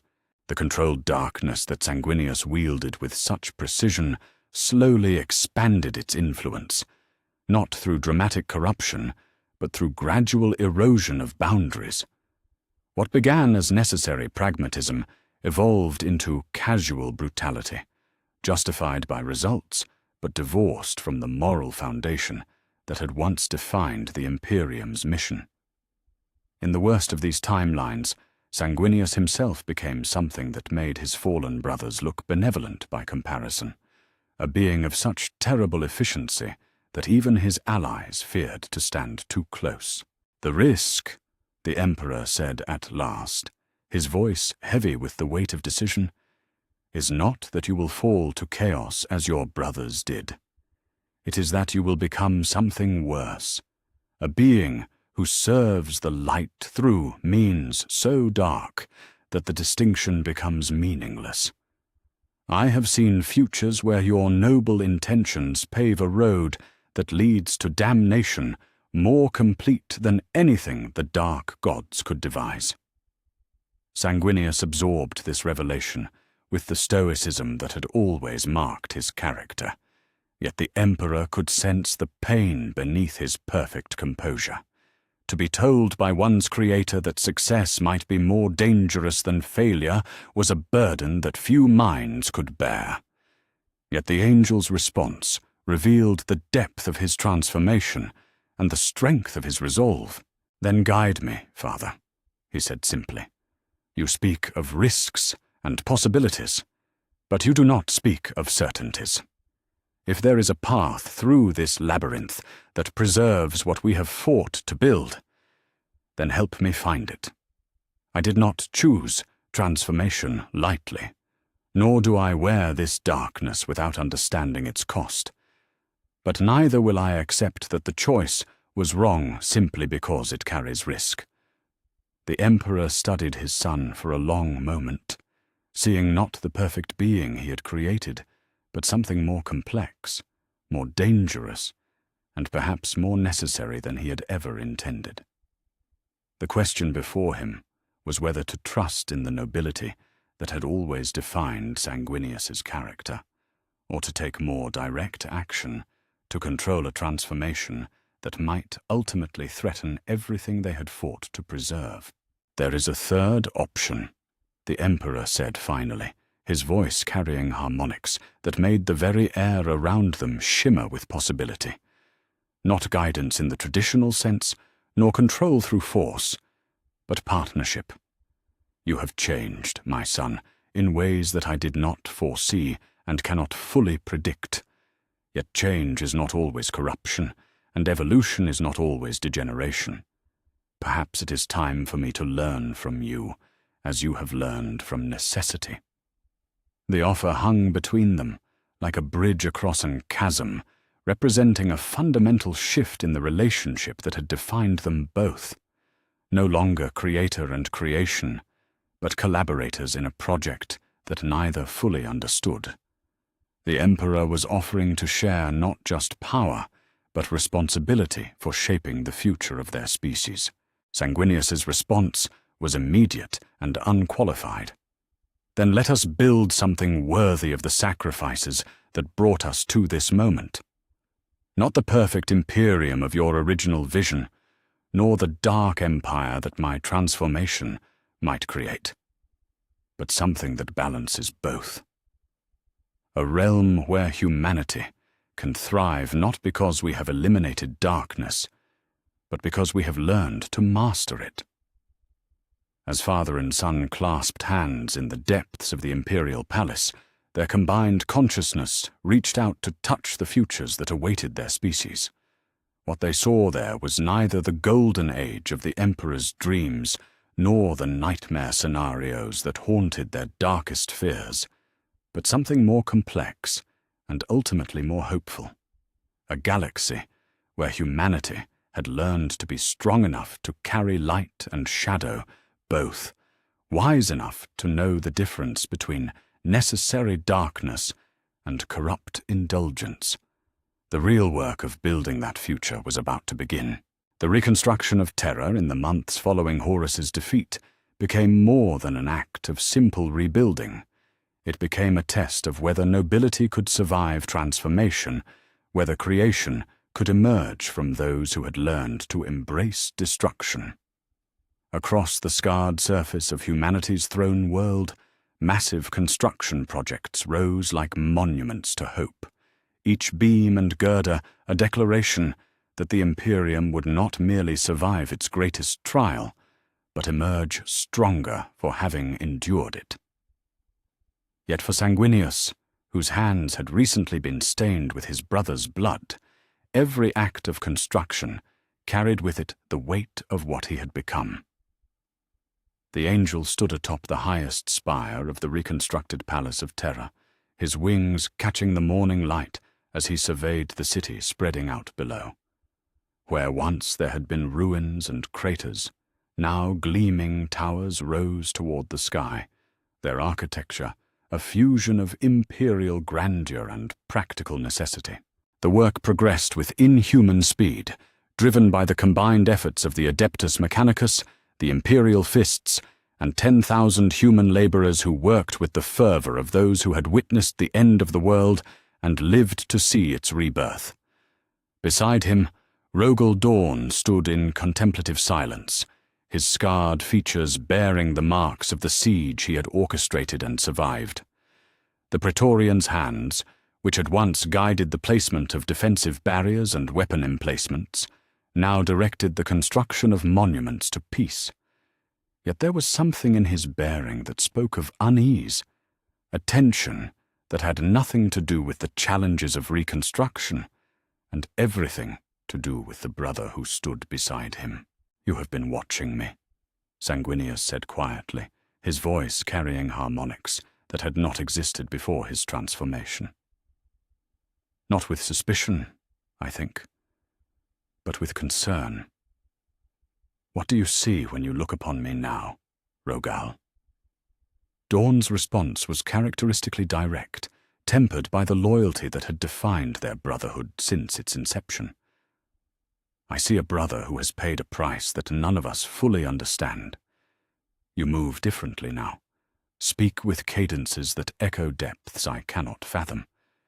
Yet your works speak louder than any change in manner. Look upon what we have built together, Sanguinius. These are not the creations of one consumed by darkness." The angel followed his brother's gesture, taking in the magnificent vista spreading out below them. The reconstructed city was indeed a marvel, its design reflecting not just functional necessity, but a conscious attempt to inspire hope in those who dwelt within its borders. Where the old palace had been a fortress first and a seat of government second, the new construction balanced defense with beauty, creating spaces where humanity could thrive rather than merely survive. Yet Sanguinius could not ignore what his enhanced senses revealed about his own contributions to the project. The sections of the city that bore his personal touch carried subtle differences from those guided by Dawn's more traditional approach. They were more efficient, certainly, and arguably more beautiful. But they also carried an edge, a sense of controlled intensity that spoke to the transformation their architect had undergone. Not corruption, but evolution in directions that no one had anticipated. The blood angels who work alongside your imperial fists have noticed changes as well, Sanguinius continued, his tone carefully neutral. They report improved efficiency in construction techniques, enhanced ability to coordinate complex projects, a willingness to make difficult decisions that would once have given them pause. Yet they also speak of urges, impulses that exist at the edge of their consciousness, whispering suggestions that align with their duties but carry implications that trouble their chaplains. Captain Azkaelon descended from the sky on wings of ceramite and faith, his jump pack's exhaust trails drawing silver lines against the morning sky. The leader of the Sanguinary Guard landed with practiced precision before his Gene father and the Praetorian, removing his helmet to reveal features that bore the subtle marks of change. His eyes held depths that had not been there before the War Master's death, a controlled intensity that spoke to enhanced capabilities purchased at costs not yet fully understood. "My lord," Azkaelon reported, his voice carrying the precise cadence of a military briefing. "The Cultural District reconstruction has exceeded all projected timelines. Brother Captain Rolderon reports similar efficiency gains in the governmental sector. Yet, he paused, clearly struggling with how to articulate concerns that existed at the edge of comprehension. The chaplains request your guidance regarding behavioral patterns that have emerged among the newer inductees. Sanguinius felt his heart skip a beat at the implications carried in his son's carefully chosen words. Through the psychic bonds that connected him to every blood angel, he could sense the changes spreading through his legion like ripples through still water. Not the wild fury of the black rage that would have consumed them in the timeline he had prevented, but something more subtle and perhaps more dangerous.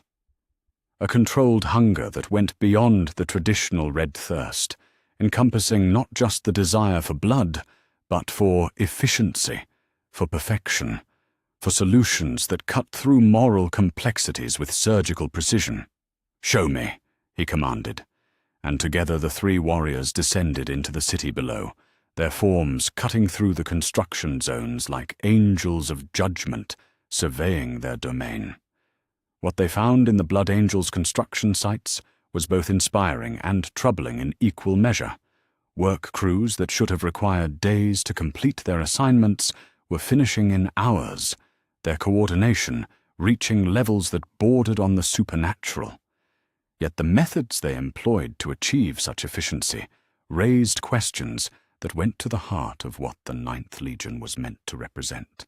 Brother Sergeant Castiel, a veteran of the Great Crusade, whose service record spoke to unwavering nobility, was directing the construction of a memorial to the war's civilian casualties. The project required delicate negotiations with local survivors, careful attention to cultural sensitivities, and respect for the grief of those who had lost everything in the siege's fury. The old Castiel would have approached such work with infinite patience, allowing the healing process to proceed at whatever pace the survivors required. The transformed Castiel achieved the same ends through very different means. His negotiations carried an edge of controlled intimidation that made opposition seem futile rather than justified. His attention to cultural details reflected not empathy, but calculation, determining exactly what gestures would provide maximum emotional impact with minimum investment of resources.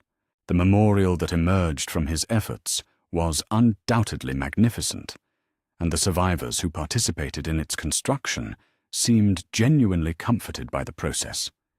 Yet the methods that produced these results carried implications that made even Sanguinius pause in recognition of what his transformation had wrought. "They are not corrupted," Dawn observed, his strategic mind analyzing the scene with characteristic thoroughness. "Their goals remain pure, their loyalty unquestioned. Yet their methods have evolved in directions that would once have been foreign to their nature. Is this the price of your victory, brother? Has saving them from one fate simply delivered them to another?" Sanguinius watched his son's work with growing understanding of the magnitude of what he had accomplished and what he had risked. The darkness he had embraced to defeat Horus had not remained contained within his own soul. It had spread through the psychic bonds that connected him to his gene sons, reshaping them in subtle but fundamental ways. They remained loyal, remained noble in their core intentions, yet their definition of nobility had expanded to encompass methods that the old Blood Angels would have rejected without consideration.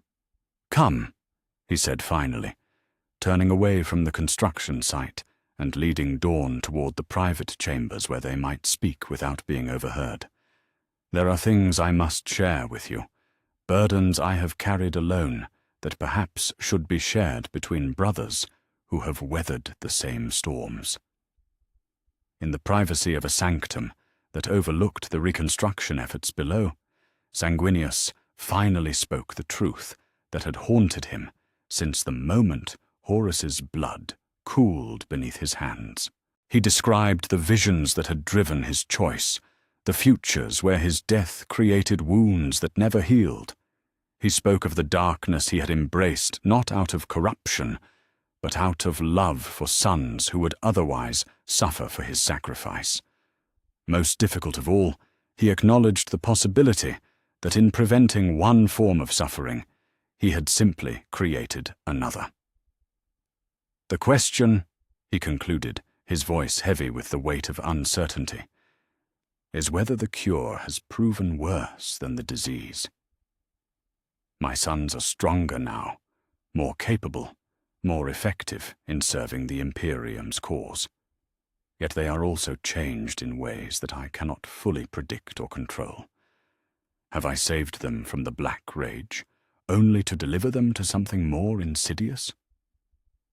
Dawn listened with the patience that had made him the Emperor's most trusted defender, his analytical mind processing every implication of what his brother revealed. When he finally spoke, his words carried the weight of considered judgment, tempered by unwavering loyalty. You ask questions that have no easy answers, brother. Yet I would point to the evidence before our eyes. Your sons remain loyal, remain noble in their intentions, remain dedicated to the protection of humanity. If their methods have evolved, if their capabilities have expanded beyond what you originally intended, is that necessarily corruption? Or might it simply be adaptation to a universe that demands more from its defenders than pure nobility alone can provide?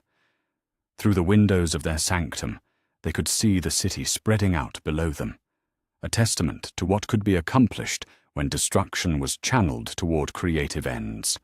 The Blood Angels worked alongside the Imperial Fists, their enhanced efficiency complementing Dawn's methodical approach to create something greater than either could achieve alone. It was not the pure vision that might have emerged from untransformed souls, but neither was it the nightmare scenario that Sanguinius's darkest fears had conjured. Perhaps, Sanguinius said, quietly, the question is not whether change represents corruption, but whether it serves purposes worthy of its cost. My sons are no longer what they were, but what they have become allows them to build as well as destroy, to create beauty from ashes, to find solutions that their former selves would never have conceived. If that is corruption, then it is corruption in service of light rather than darkness. As the sun set over the reconstructed city, painting its spires in shades of gold and crimson that echoed the colors of the Blood Angels themselves, two brothers stood in contemplation of what they had wrought. The test of construction had not purged the darkness from Sanguinius's soul, nor had it eliminated the changes spreading through his legion. Yet it had proven that transformation need not mean damnation, that even those who carried shadow could choose to use it in service of light. The real work of defining what they would become was only just beginning. The return of Robert Guilliman to Terra came not as a triumphant homecoming, but as a reckoning with realities that challenged every assumption he had held about the nature of victory and defeat. The Primarch of the Ultramarines had spent the final months of the Horus heresy fighting a desperate campaign in the galactic east, battling word-bearers and world-eaters who sought to prevent his forces from reaching Terra in time to influence the war's outcome. When word finally reached him that Horus was dead and the rebellion broken, Guilliman had expected to find a shattered imperium struggling to rebuild from the ashes of its greatest trial. What he found instead defied every strategic analysis he had constructed during his long journey to the throne world. Terror gleamed, not with the desperate improvisation of a civilization barely clinging to survival, but with the confident grandeur of an empire reborn. Spires rose from the planet's surface, like prayers made manifest in steel and adamantium, their architecture blending the functional necessity that had always marked imperial construction with aesthetic considerations that spoke to hope rather than mere endurance. The orbital defenses had been not merely restored but enhanced, incorporating lessons learned during the siege into designs that would make any future assault a prospect too terrible for even the most desperate enemy to contemplate. Yet it was not the physical reconstruction that gave Guilliman pause as his flagship, the Macragge's Honor, approached Terra's orbital stations. It was the efficiency with which that reconstruction had been accomplished. According to his most optimistic projections, the work he observed should have required decades to complete, yet barely 6 months had passed since Horus's death, and already the throne world showed signs of transformation that went beyond simple repair to encompass fundamental improvement. The first hint that something had changed beyond his understanding came when he attempted to contact Rogel Dawn for a strategic briefing. The Praetorian's response carried undertones that Guilliman's analytical mind immediately flagged as significant. Dawn's characteristic certainty remained, but it was tempered with something that might have been caution, as if the master of fortifications was walking carefully through territory whose rules he did not fully understand. "Brother," Dawn's voice echoed through the Vox channels with the static-laced formality of official communication. "Your arrival is timely. The Emperor requests your immediate presence in the Imperial Palace. There are developments that require the attention of all surviving loyal Primarchs, matters that cannot be adequately conveyed through remote communication." Guilliman's strategic mind immediately began constructing scenarios that might require such urgency. Renewed attacks from the scattered traitor legions, perhaps, or political instability resulting from the power vacuum left by Horus's death. Yet none of his projections adequately explained the subtle tension he detected in his brother's voice, the careful way Dawn chose his words, as if navigating through a diplomatic minefield. The answer came when Guilliman finally stood before the throne, where the Emperor of mankind held court, surrounded by the artifacts and technologies that represented 38,000 years of human achievement. The master of mankind appeared unchanged, his terrible radiance undiminished by the trials he had endured. Yet beside him stood a figure that made Guilliman pause in recognition and growing alarm. Sanguinius remained as physically perfect as he had ever been, his alabaster features unmarked by the corruption that had claimed so many during the Long War. His wings caught the light streaming through the palace's crystal windows, creating patterns of shadow and illumination that seemed almost artistically arranged. Yet there was something in his bearing that spoke of fundamental change, a depth to his presence that had not existed before the war's end. "Robute," Sanguinius said, stepping forward with the fluid grace that had always marked his movements. "Welcome home, brother. I trust your journey was enlightening." The greeting carried harmonics that made Guilliman's enhanced senses tense with recognition of something that should not exist. Not the chaotic taint that marked those who had fallen to the dark gods, but something more subtle and perhaps more troubling. A controlled intensity that spoke to depths of experience that no being should possess, knowledge purchased at prices that Guilliman's logical mind could not immediately calculate. "Enlightening," Guilliman repeated slowly, his analytical nature dissecting every nuance of the word's delivery. "Yes, one might call it that. The reports I received during my journey painted a picture of transformation that I confess I found difficult to credit. Yet the evidence before my eyes suggests those reports were, if anything, understated." The Emperor's voice, when it came, carried the weight of eons and the accumulated wisdom of decisions that had shaped the fate of species. "Your brother has learned things about the nature of necessity that few minds could comprehend and fewer still could survive. The victory we achieved came at prices that we are only beginning to understand. Yet it was victory nonetheless, purchased through choices that challenged the very foundations of what we believed possible. Guilliman's response was immediate and characteristically direct. "Forgive me, Father, but I find myself in need of clarity. The reports speak of reconstruction efforts that have exceeded all rational projections, of efficiency gains that border on the impossible, of methods that—" He paused, his diplomatic training warring with his need to understand. "Of methods that seem to have evolved beyond the doctrines we established during the Great Crusade." It was Sanguinius who answered, his voice carrying the patient cadence of one explaining complex truths to a beloved but limited student. "The galaxy has changed, Robut. The war we fought revealed weaknesses in our philosophy that went deeper than mere tactical considerations.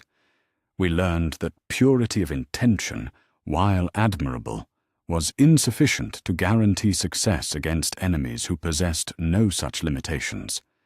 Victory required adaptation, evolution, the willingness to embrace methods that our former selves would have rejected without consideration." The words struck at the heart of everything Guilliman had believed about the nature of progress and governance. The Codex Astartes, still forming in his mind during the long journey to Terra, was predicated on the assumption that clear doctrine and unwavering adherence to principle would provide the foundation for lasting stability. Yet his brother spoke of abandoning those very principles in favor of, what? Pragmatism divorced from moral foundation? Efficiency purchased at the cost of the soul? "And the cost of these adaptations?" Guilliman asked, his voice carefully controlled despite the growing alarm he felt. "What prices have been paid for these remarkable achievements? What changes have been made to our fundamental nature in pursuit of enhanced capability?" The silence that followed stretched long enough for Guilliman to study the faces of those present. The Emperor's expression remained unreadable, as it always had during moments of greatest import. Dawn's features bore the marks of a warrior who had seen things that challenged his understanding of the universe's fundamental nature. Most troubling of all was Sanguinius himself, whose perfect composure seemed to contain depths that spoke to knowledge no being should possess. "Come," the angel said finally, extending a hand toward his brother with infinite gentleness. "Let me show you what we have built, and perhaps you will understand what we have become." What followed was a tour that challenged every assumption Guilliman had held about the pace and nature of social reconstruction. They walked through districts that had been rubble 6 months earlier, and now housed thriving communities whose efficiency and contentment exceeded anything the Primarch of Ultramar had achieved in decades of careful governance. They observed work crews that accomplished in hours what should have required weeks, their coordination reaching levels that bordered on the supernatural, yet showed none of the signs of psychic manipulation that might explain such capability. Most remarkable of all were the blood angels themselves. Guilliman had always respected the 9th Legion for their nobility and martial prowess, but the warriors he observed now displayed capabilities that went far beyond their previous parameters. They moved through their tasks with precision that eliminated waste, made decisions with clarity that cut through complex situations like a blade through silk, and coordinated their efforts with an efficiency that made even his own ultramarines seem crude by comparison.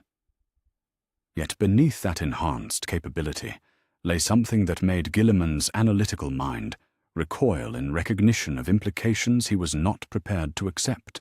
These were not simply improved space marines, but fundamentally transformed beings whose enhanced abilities came with costs that their surface excellence could not entirely conceal.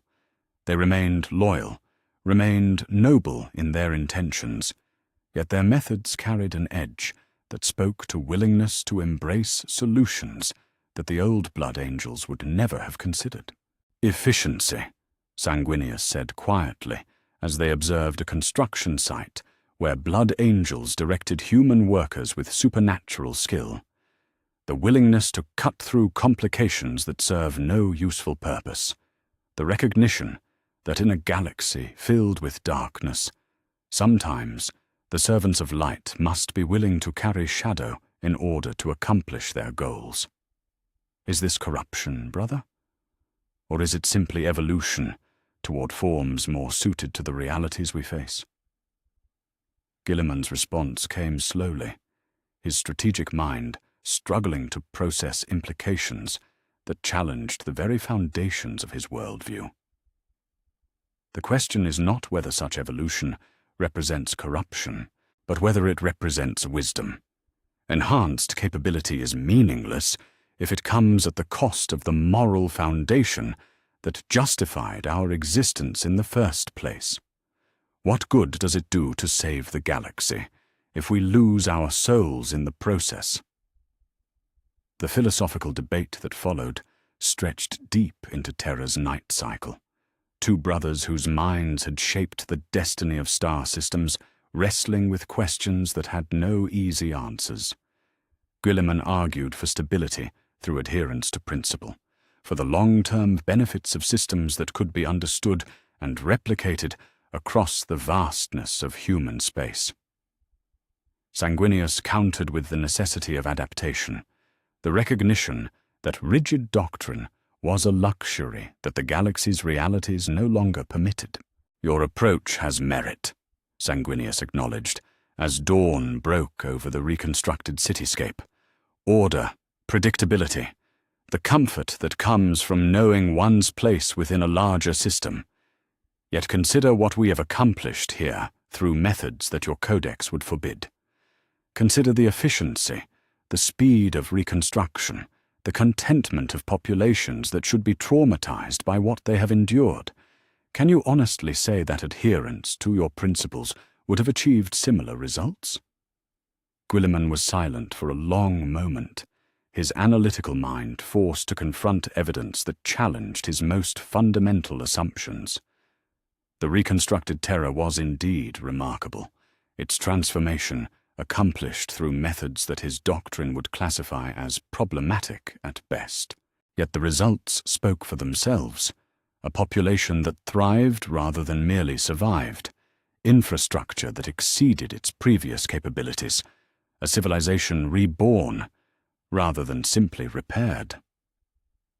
Perhaps, he said finally, his voice heavy with the weight of implications he was only beginning to understand. The question is not whether either approach is correct, but whether the galaxy has become complex enough to require both. Your methods achieve results that mine could not, while mine provides stability that yours might not sustain.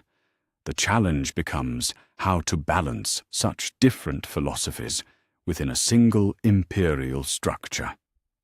As the sun rose over Terra's transformed skyline, two brothers stood in contemplation of futures that neither could fully predict. The return of Guilliman had not brought the clarity that either had expected, but rather had revealed the magnitude of the challenges that lay ahead.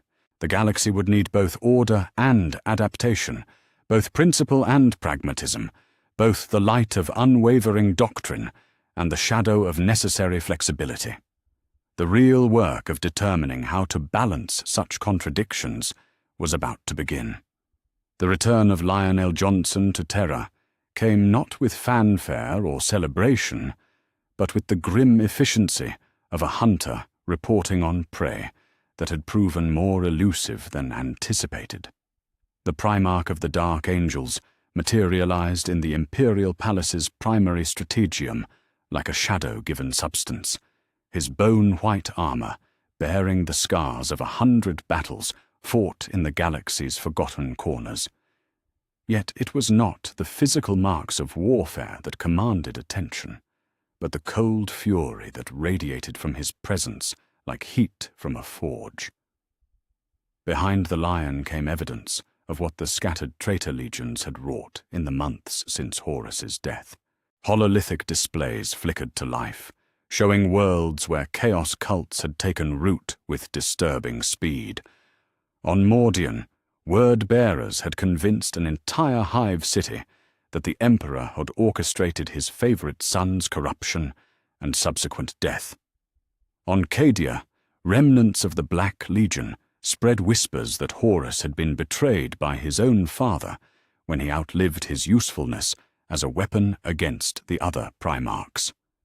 Across a dozen systems, similar seeds of doubt had been planted with surgical precision, each designed to undermine faith in the very foundations upon which the Imperium rested. 47 confirmed chaos cults, the Lion reported, his voice carrying the flat precision of a military briefing, stripped of all emotion. 113 suspected cells operating below detection thresholds. Conservative estimates suggest that within 5 years we will face insurrections on over 300 Imperial worlds. This is not the random violence of broken traitor legions, but coordinated psychological warfare designed to accomplish, through doubt, what brute force could not achieve. The assembled Primarchs absorbed this intelligence with varying degrees of concern. Guilliman's analytical mind immediately began calculating resource allocation for counterinsurgency operations. Dawn's strategic thinking focused on fortification strategies that might contain such threats before they could metastasize. Vulcan's compassionate nature sought solutions that might address the underlying fears that made populations susceptible to such manipulation, yet it was toward Sanguinius that the Lion's attention focused with laser intensity, his pale eyes holding depths that spoke to suspicions that had been growing throughout his long campaign. When he finally spoke again, his words carried implications that made the very air in the strategium seem to thicken with tension. The most disturbing aspect of these cult activities, the Lion continued, his gaze never wavering from the angel's perfect features, is the sophistication of their theological arguments. They do not simply preach chaos and destruction, but offer carefully constructed narratives about the nature of necessity and the willingness of the righteous to embrace shadow in service of light. Their rhetoric bears uncomfortable similarities to philosophies that have apparently found favor even within these hallowed halls. The accusation hung in the air like a blade poised to fall, its implications clear to everyone present. Sanguinius felt the weight of his brother's gazes, could sense the subtle tension that had entered their bearing as they processed the Lion's words and their potential meaning. Yet when he responded, his voice carried none of the defensiveness that might have been expected from one so directly challenged. You speak as if adaptation to necessity represents corruption, Lion, Sanguinius said quietly, his tone carrying harmonics that had not existed before his transformation, as if the willingness to evolve beyond the limitations of our original design automatically marks us as fallen.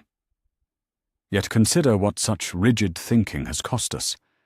How many of our brothers might still stand among us if we had possessed the flexibility to address their needs before desperation drove them to seek solutions from darker sources. The Lion's response came with the swiftness of a sword stroke, his words cutting through the chamber's atmosphere like a blade through silk. And how many might yet fall if we normalize the very corruption that claimed those we have lost? You speak of evolution and adaptation, brother, but your words echo the same justifications that led Horus down his path of damnation. Tell me, Angel of Baal, where does necessary darkness end and simple corruption begin? The challenge was direct, unambiguous, and delivered with the kind of moral certainty that had always marked the Lion's character. Yet beneath that certainty lay something else, a fear that went deeper than concern for tactical doctrine or strategic planning. The First Legion had spent millennia hunting those who betrayed their oaths, destroying corruption wherever it took root. For their Primarch to even consider that such corruption might be justified under any circumstances represented a challenge to everything that defined his existence. Sanguinius rose from his position at the Strategium's primary console, his wings spreading wide as he faced his accuser with the calm dignity that had always marked his character.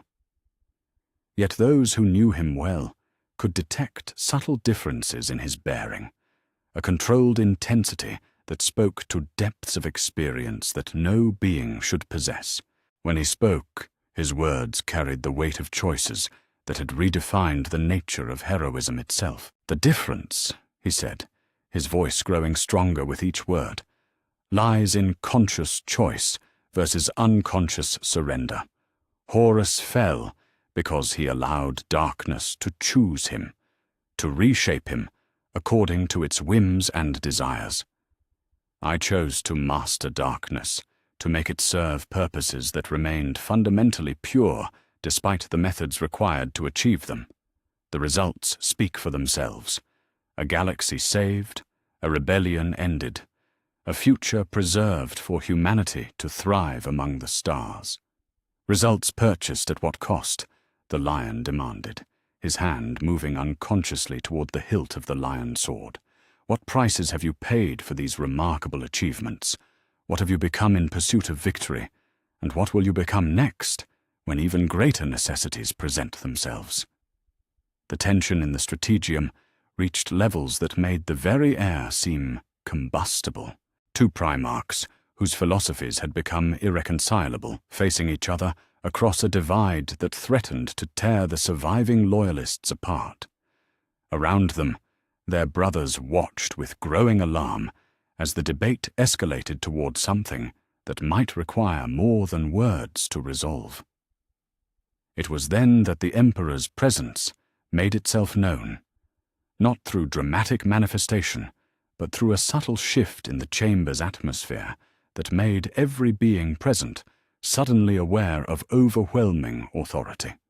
The master of mankind stepped from shadows that had not existed moments before, his terrible radiance dimmed to spare his son's discomfort, yet still carrying power sufficient to remake reality with a thought. "My sons," he said, his voice carrying harmonics that could shatter worlds or heal them depending on his will. "You debate questions that have no simple answers. Wrestle with truths that I have carried alone for longer than your species has drawn breath. Yet in your passion for righteousness, you risk losing sight of what righteousness truly means." Both Primarchs immediately shifted their attention to their father, though the tension between them remained palpable. The lion's hand fell away from his weapon, while Sanguinius folded his wings against his back in a gesture of respect, tinged with wariness. Neither was willing to continue their confrontation in the Emperor's presence, yet neither was prepared to abandon the principles that had driven them to conflict. "The accusations you level, Lion, are not without merit," the Emperor continued, his ancient gaze moving between his sons with the weight of paternal concern. "Change always carries risk. Evolution always threatens stability. Yet the alternative to change is stagnation.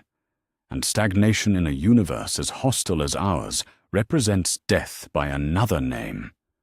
Your brother has indeed transformed, but that transformation has preserved humanity's future when rigid adherence to original design would have doomed it."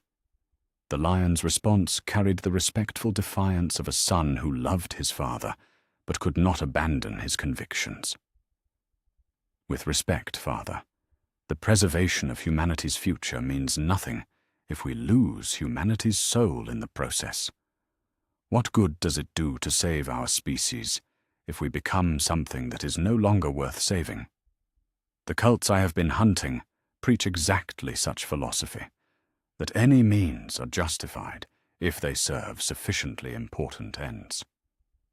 "And yet," the Emperor replied, his voice growing softer, but somehow more compelling, "those cults preach surrender to darkness, while your brother preaches mastery of it. The distinction is not merely academic, but fundamental to everything we have sought to achieve. Sanguinius has not fallen to corruption. He has risen above it, learned to wield shadow as a tool rather than be wielded by it as a weapon. The debate that followed challenged every assumption the assembled Primarchs held about the nature of purity, corruption, and the delicate balance between pragmatism and principle. The Lion argued for the absolute necessity of unwavering moral standards, pointing to the gallery of traitor brothers whose falls had begun with similar justifications. Sanguinius countered with the demonstrated results of his choices, the lives saved and futures preserved through methods that strict doctrine would have forbidden. Yet as the discussion continued, something fundamental shifted in Sanguinius's understanding of what was at stake. The Lion's accusations, harsh as they were, forced him to confront questions he had avoided since the moment Horus's blood cooled beneath his hands. It was not enough to prove that his methods worked, or even that they produced superior results. He had to demonstrate that they remained connected to the ideals that had originally justified the Great Crusade itself. "You ask what I have become," Sanguinius said finally, his voice carrying new depth of conviction. "I have become what necessity demanded, a being willing to carry darkness so that others might walk in light. Yet that transformation means nothing if it serves only expedience rather than higher purpose. You are right to question me, Lion, right to demand proof that I remain worthy of the trust placed in me." The angel turned to face not just his accuser, but all his assembled brothers, his perfect features bearing an expression of profound determination. "I propose a test, not of capability, which has already been demonstrated, but of principle. Grant me 1 year to prove that the darkness I carry serves light rather than consuming it. Let me show you that transformation and righteousness need not be mutually exclusive. If I fail that test, if my methods prove to corrupt rather than serve the ideals we have sworn to protect, then I will submit to whatever judgment you deem appropriate." The silence that followed stretched long enough for each Primarch to contemplate implications that went far beyond the immediate question of Sanguinius's transformation.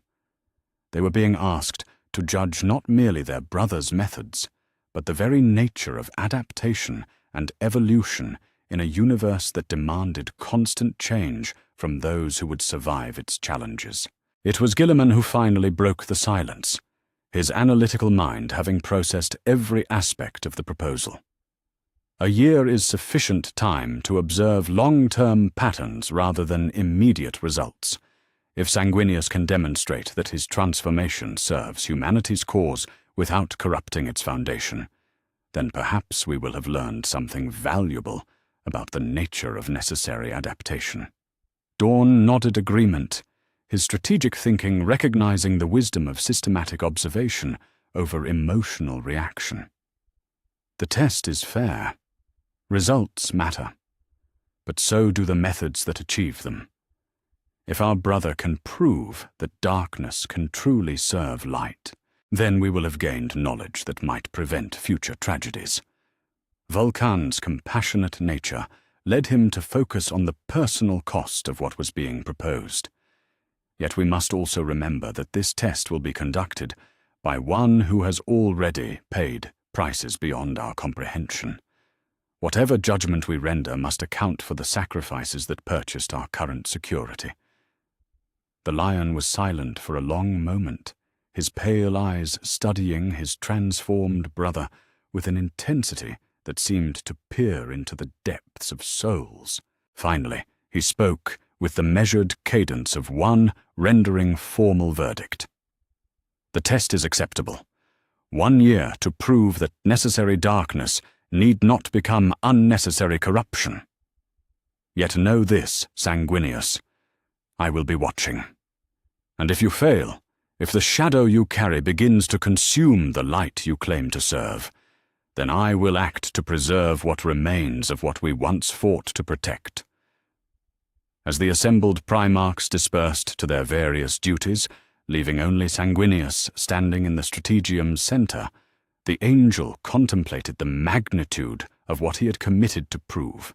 The test ahead would require more than demonstration of capability or achievement of results. It would demand proof that transformation and righteousness could coexist, that evolution and principle need not be mutually exclusive. The real trial of what he had become was about to begin. The wisdom of storms is not learned in calm weather, but in the heart of the tempest itself, where wind and rain strip away all pretense and leave only truth in their wake. This understanding came to Sanguinius not through scholarly study or theoretical contemplation, but through the teachings of Jagatai Khan, whose approach to the balance between light and shadow differed fundamentally from the rigid doctrines that had governed the angel's previous existence. The Khan had come to Terra not with fanfare or formal invitation, but with the sudden swiftness that had always marked his movements across the galaxy. One moment, the palace's eastern gardens had been empty, save for the maintenance servitors tending to their endless duties. The next, the Primarch of the White Scars sat beneath an ancient oak tree, his weathered features turned toward the sky, as if reading messages written in cloud formations that only he could perceive. "Brother," he said, as Sanguinius approached, not turning from his contemplation of the heavens above. "You carry yourself like a rider who fights his mount rather than working with it. Tell me, when did you last feel the wind without trying to direct its course?" The question struck at something fundamental within the angel's psyche, revealing assumptions he had never examined about the nature of control and mastery. Since his transformation, Sanguinius had approached his changed nature as a problem to be solved, a force to be contained and directed through strength of will. The Khan's words suggested a different approach entirely, not domination, but partnership. "I have been careful," Sanguinius admitted, settling beside his brother with movements that carried none of his usual fluid grace. "The darkness I embraced to defeat Horus remains within me, controlled but never truly at peace. Every moment requires vigilance to ensure it serves rather than consumes, directs rather than corrupts. I had not considered that such constant struggle might itself be the source of imbalance."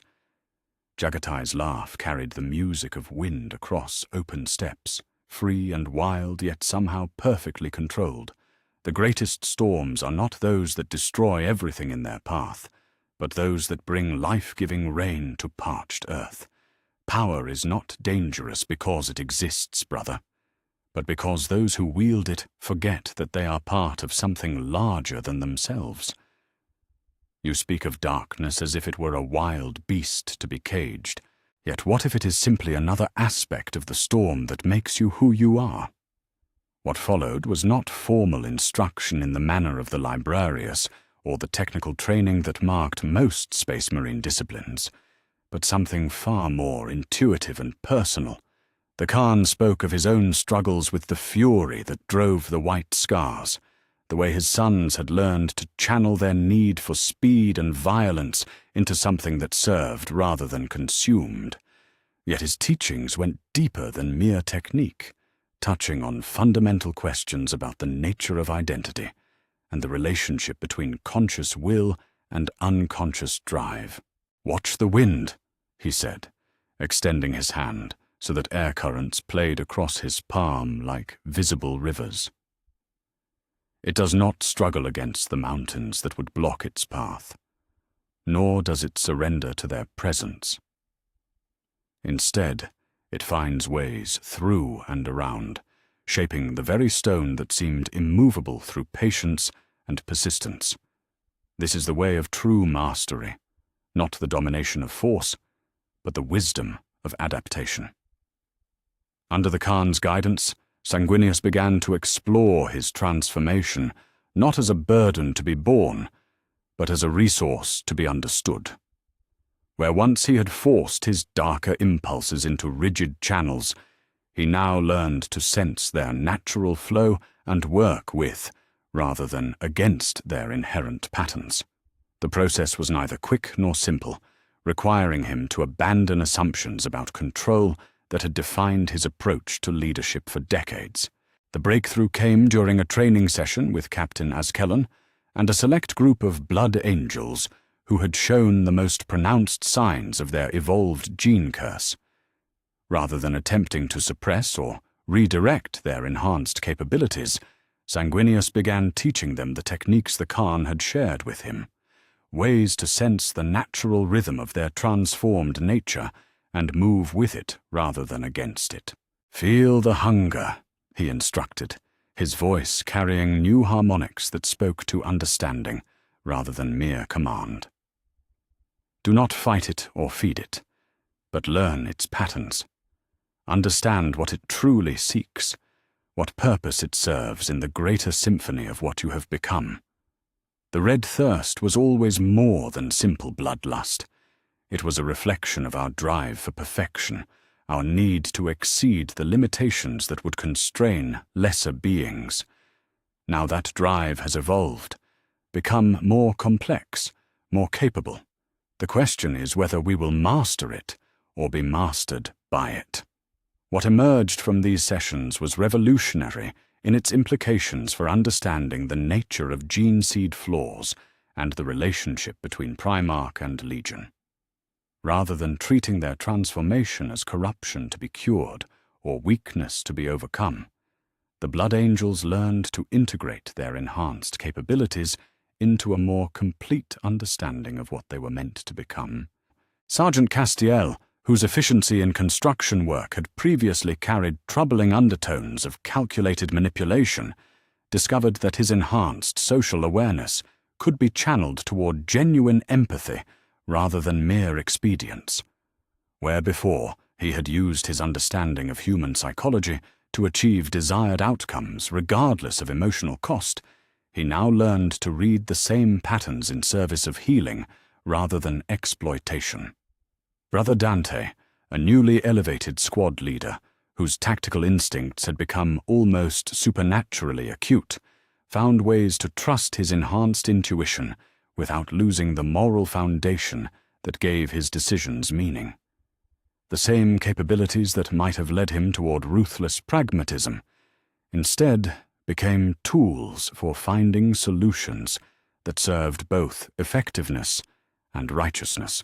Most remarkably, the changes spread through the Legion not as imposed doctrine, but as organic evolution, each blood angel finding their own path toward balance while contributing to a collective understanding that grew stronger with each individual breakthrough.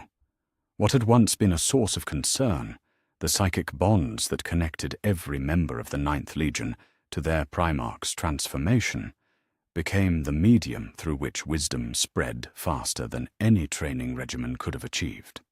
"You see," the Khan observed, as they watched the training sessions from an elevated position that offered perspective on the entire process. "The storm was never your enemy, merely a force that required understanding rather than conquest. Your sons are not being corrupted by change, but liberated to become what they were always meant to be. The difference lies not in the destination, but in the manner of traveling."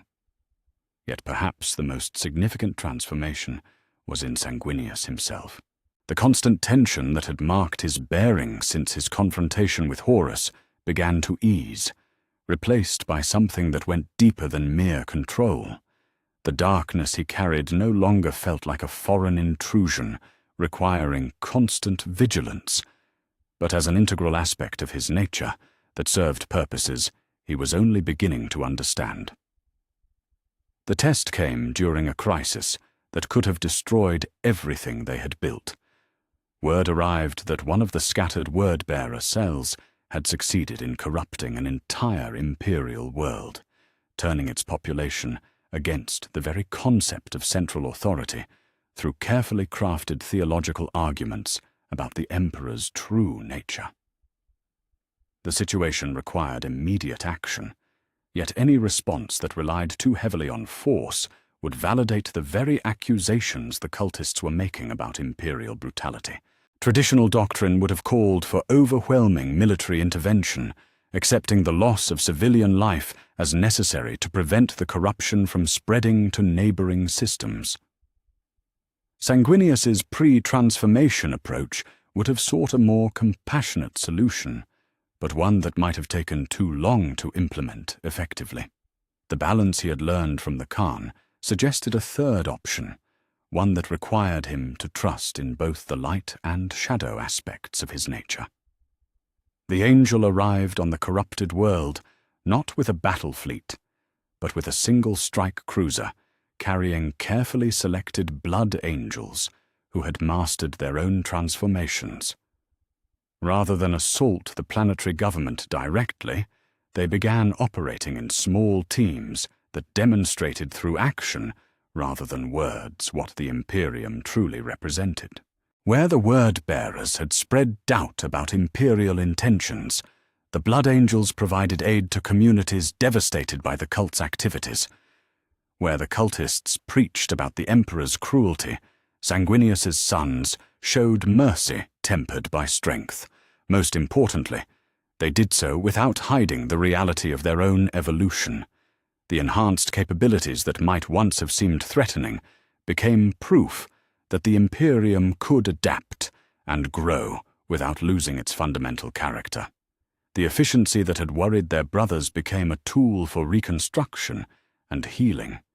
The darkness they had learned to master became a source of wisdom about the real challenges facing human civilization.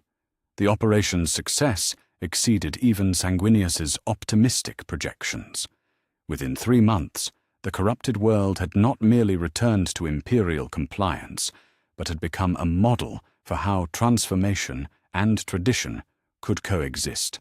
The population that had once embraced heretical teachings now served as advocates for an understanding of imperial purpose that was more nuanced and ultimately more compelling than the rigid doctrines that had previously defined their relationship with central authority. Balance, the Khan observed, as they received the final reports from the reclaimed world. Not the static equilibrium of opposing forces locked in eternal struggle, but the dynamic harmony of complementary aspects working toward shared purpose. You have learned to ride the storm, brother, rather than being consumed by it, or fighting futilely against its power. Standing in the palace gardens where their conversations had begun, Sanguinius felt a peace that he hadn't experienced since before the heresy's beginning. The darkness within him no longer pulled at his consciousness like a caged beast seeking freedom, nor did it require constant vigilance to prevent corruption. Instead, it had become simply another aspect of who he was, no more threatening than his wings or his sword, and considerably more useful than either in addressing the complex challenges that awaited the Imperium's future. "The year is not yet complete," he said, though his tone carried confidence rather than apprehension. "Yet I begin to understand what the lion was testing, not whether I could control the darkness I carry, but whether I could integrate it so completely that the distinction between light and shadow becomes meaningless. The question was never about purity versus corruption, but about wisdom versus foolishness in how we approach the tools available to us." The Khan's smile carried approval, and something that might have been pride. "And now your sons carry that same understanding, that same capacity for balance. They will teach others, and those others will teach still more, until the wisdom you have learned spreads throughout the Imperium like wind across an open plain. This is how real change occurs, not through force or decree, but through demonstration of what becomes possible when we learn to work with our nature rather than against it. As the two Primarchs walked deeper into the gardens, their conversation turning to questions of implementation and long-term strategy, the revolution in understanding that had begun with a single choice to defy fate continued to ripple outward. The test that the lion had demanded was succeeding beyond anyone's expectations, proving that transformation and righteousness could indeed coexist when wisdom guided their integration. The future stretched ahead like an open road beneath endless sky, full of possibilities that no rigid doctrine could have envisioned.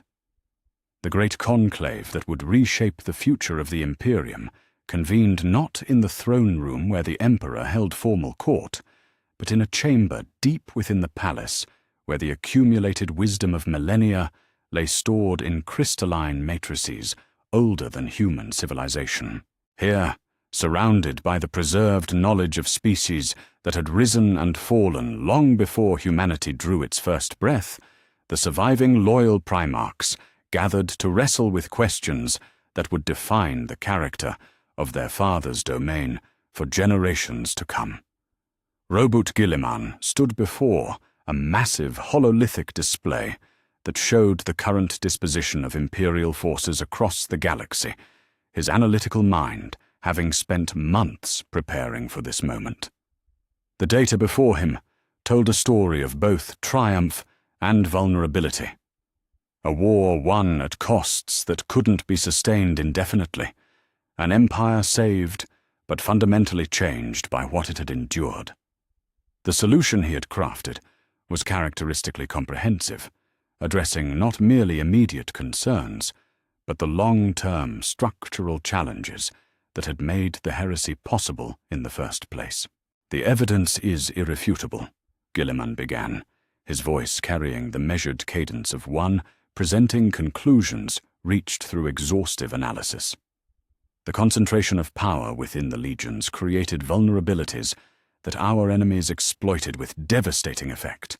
When a single Primarch fell to corruption, he carried with him not merely his own capabilities, but the loyalty and strength of 100,000 warriors.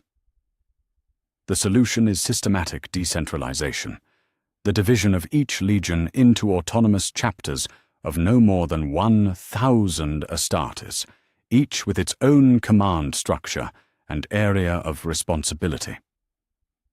The proposal was not unexpected, yet its implications sent ripples of tension through the assembled Primarchs.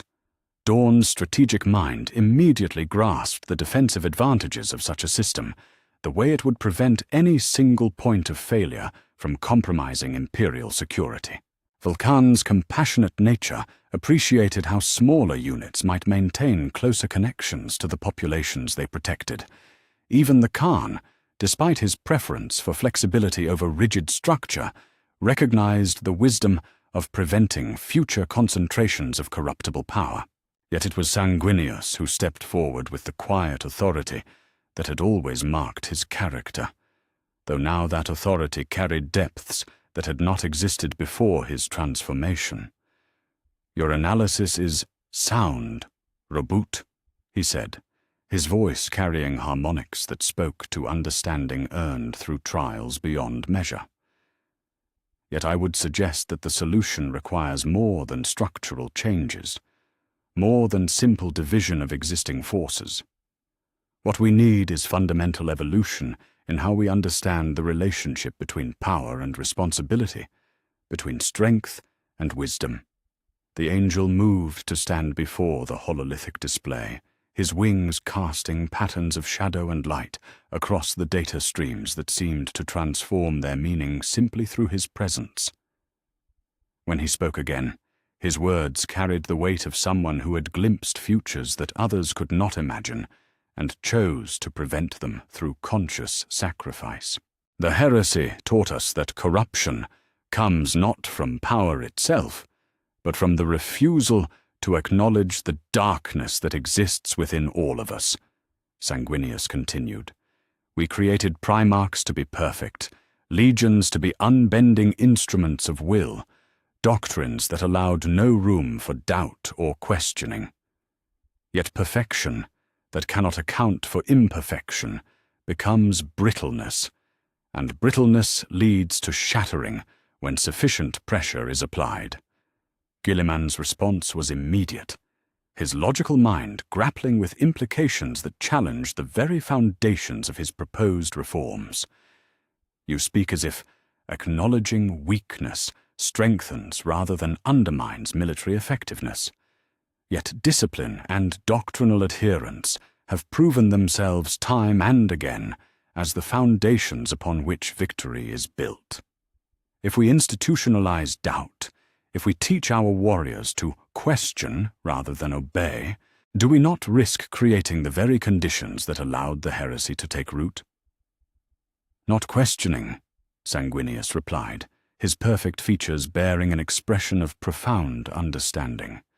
But understanding, the difference between acknowledging darkness and being consumed by it, between recognizing limitation and being limited by recognition. Consider what we have achieved on Terra through methods that your original codex would have forbidden.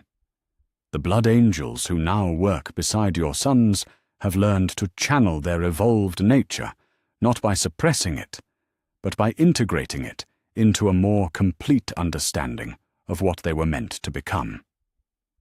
The debate that followed stretched across days, with each Primarch contributing perspectives shaped by their unique experiences of the war and its aftermath.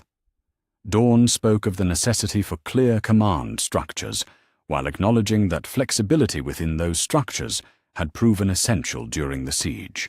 Vulcan emphasized the importance of maintaining connection to human values, while recognizing that superhuman challenges sometimes required superhuman solutions. The Khan argued for adaptability over rigid doctrine, while accepting that certain principles needed to remain constant regardless of changing circumstances. Yet it was the Lion's contribution that proved most significant, not for its content, but for its existence at all. The most rigid of the surviving Primarchs, whose certainty about right and wrong had driven his confrontation with Sanguinius months earlier, now spoke with a thoughtfulness that acknowledged complexity without abandoning principle. I have watched our transformed brother for the duration of his testing period, the Lion said, his pale eyes reflecting depths of consideration that surprised all present. I have seen the methods he employs, studied their results, observed their effects on both his warriors and the populations they serve. What I have found challenges my previous assumptions about the nature of corruption and the relationship between darkness and light. The admission carried weight that went beyond mere tactical assessment, representing a fundamental shift in perspective from one whose worldview had previously admitted no such nuance.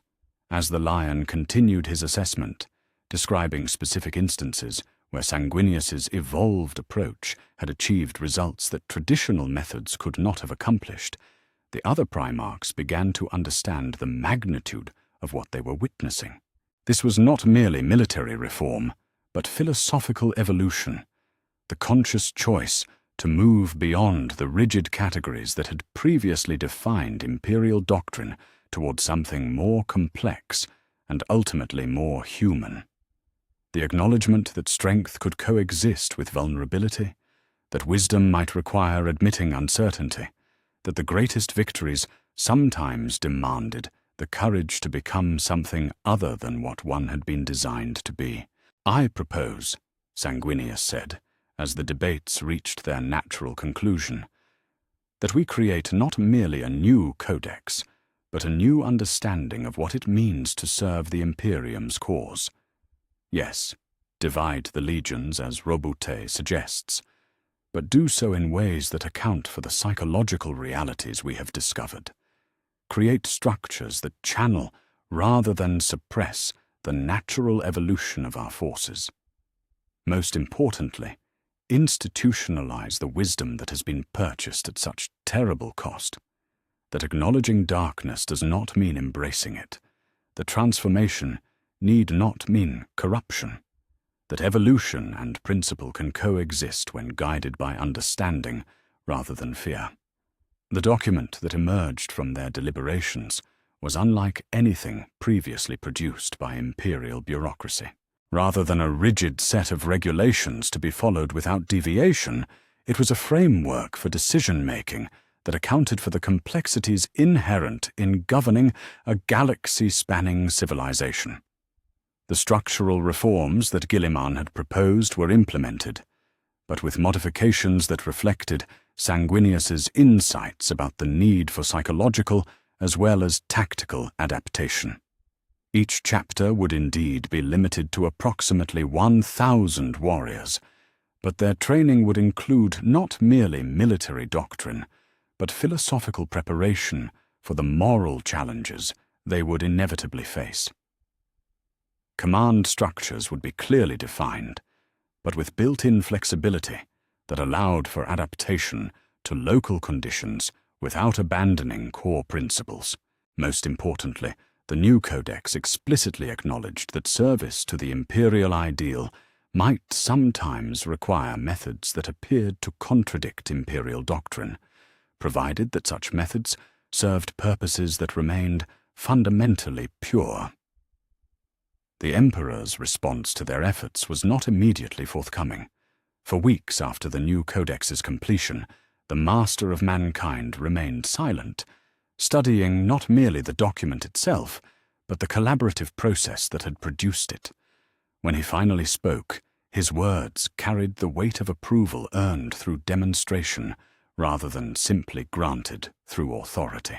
"My sons," he said, as they gathered once more in the chamber where their work had begun, "you have achieved something that I did not dare hope for when this war began. Not merely victory over external enemies, but evolution beyond the limitations that made such enemies necessary in the first place. The codex you have created acknowledges truths that I have carried alone for 38,000 years, that governance of a hostile universe requires wisdom complex enough to match its challenges." The Emperor's approval carried with it authorization for immediate implementation, but more importantly, it represented validation of the philosophical transformation that had made such implementation possible. The imperium that would emerge from the heresy's ashes would be fundamentally different from what had existed before, not weaker for acknowledging complexity, but stronger for having learned to work with rather than against the realities of human nature.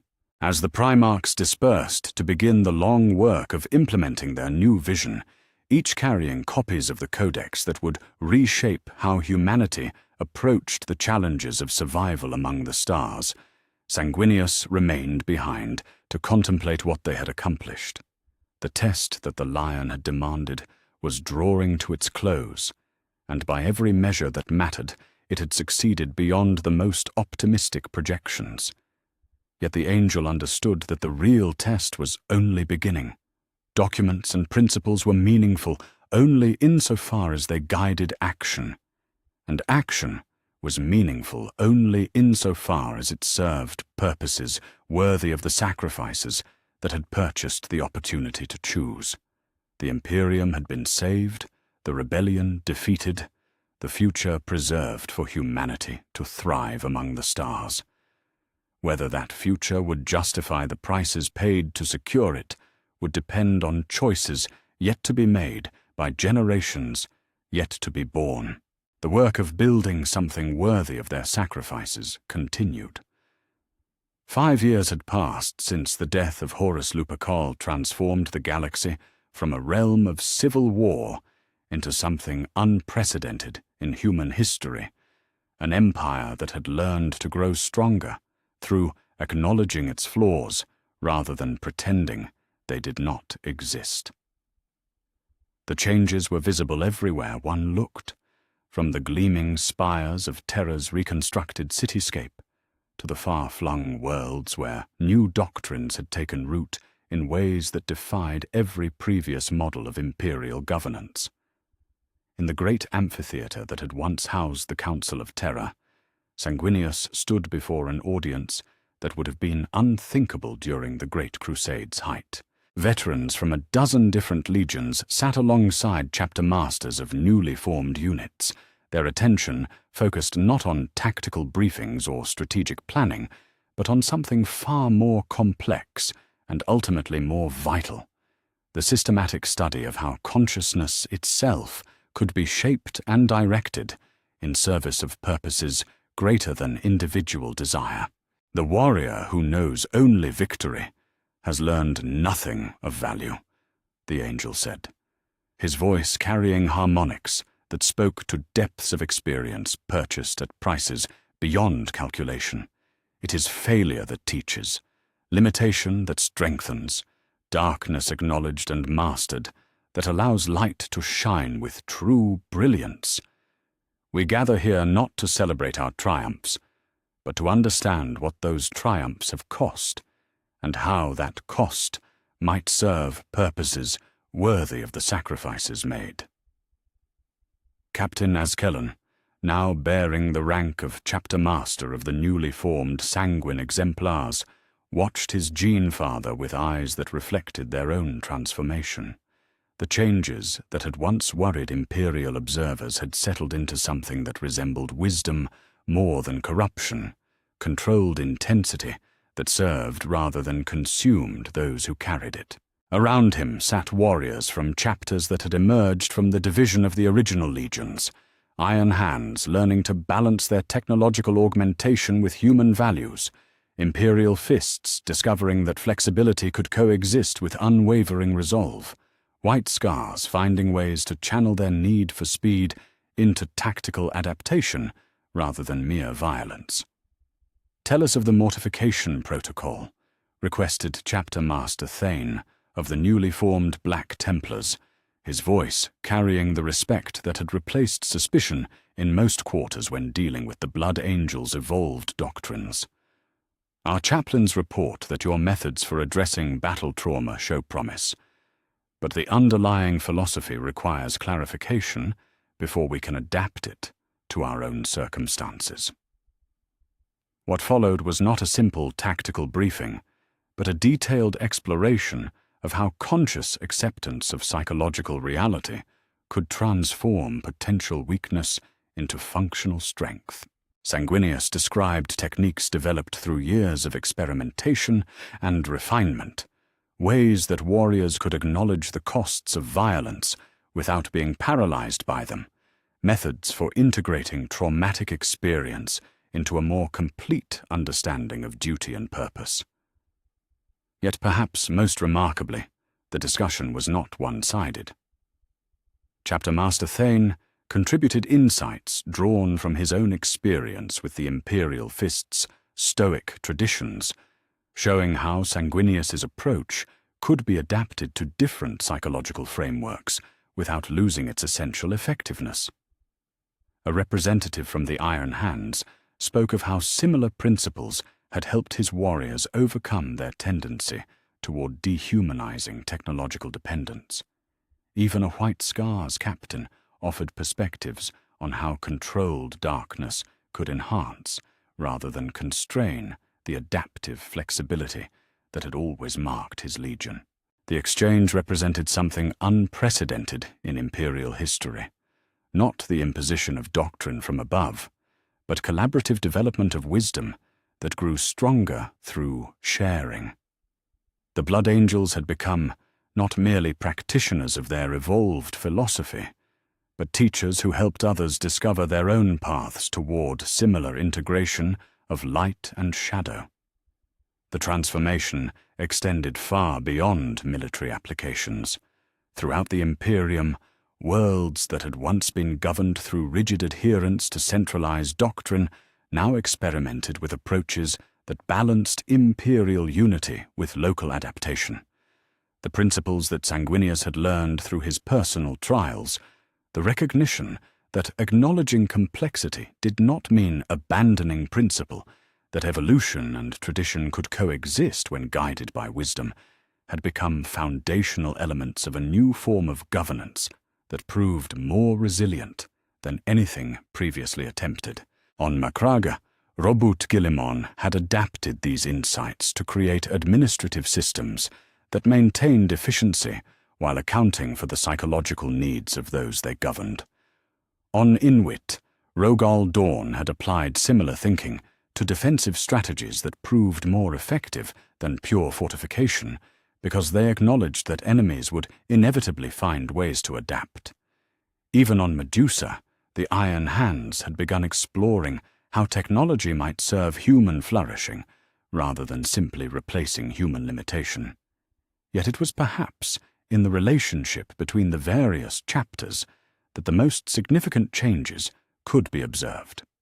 Where once the legions had operated in isolation, pursuing their specialized roles with little interaction, beyond formal military coordination, the new structure encouraged exchange of knowledge and mutual support that strengthened the whole while preserving the unique character of each part.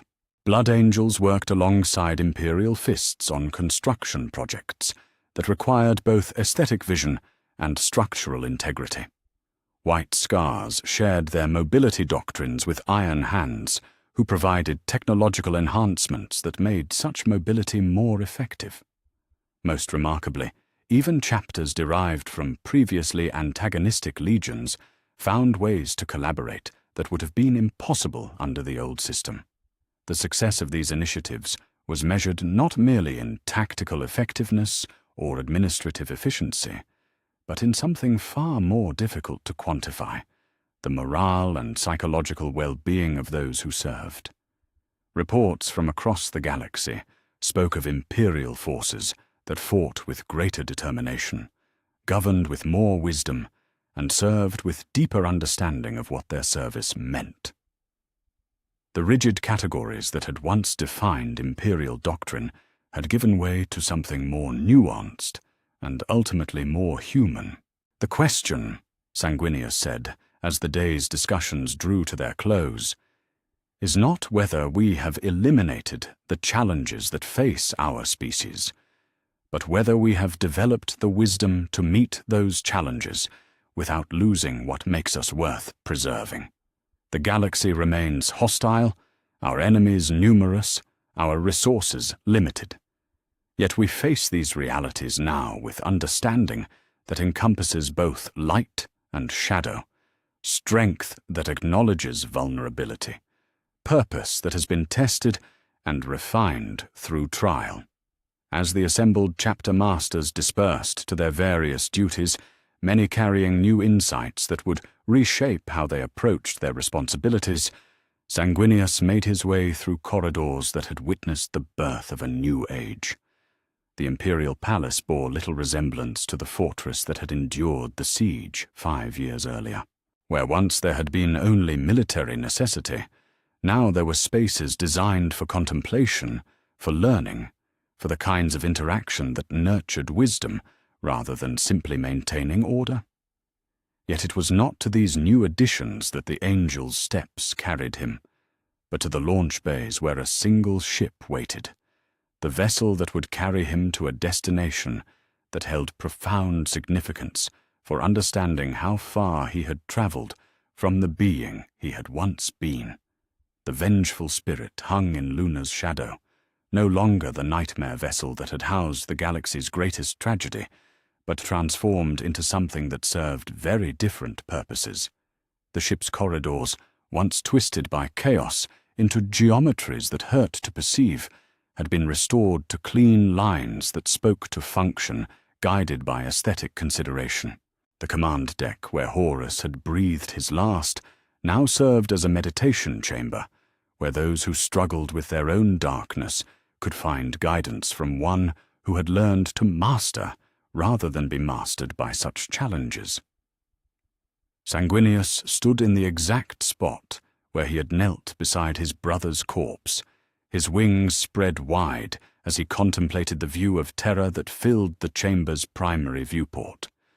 The throne world gleamed in the reflected light of Sol, its surface bearing the marks of reconstruction that had transformed tragedy into triumph. Yet the angel's thoughts focused not on what had been achieved, but on what it had required and what it promised for futures yet to be determined. "Brother," he said quietly, though whether he spoke to the ghost of Horus or to some deeper echo of the choices that had brought him to this moment, even he could not say. "I have kept my promise. The darkness you warned me against has not consumed what you died to preserve.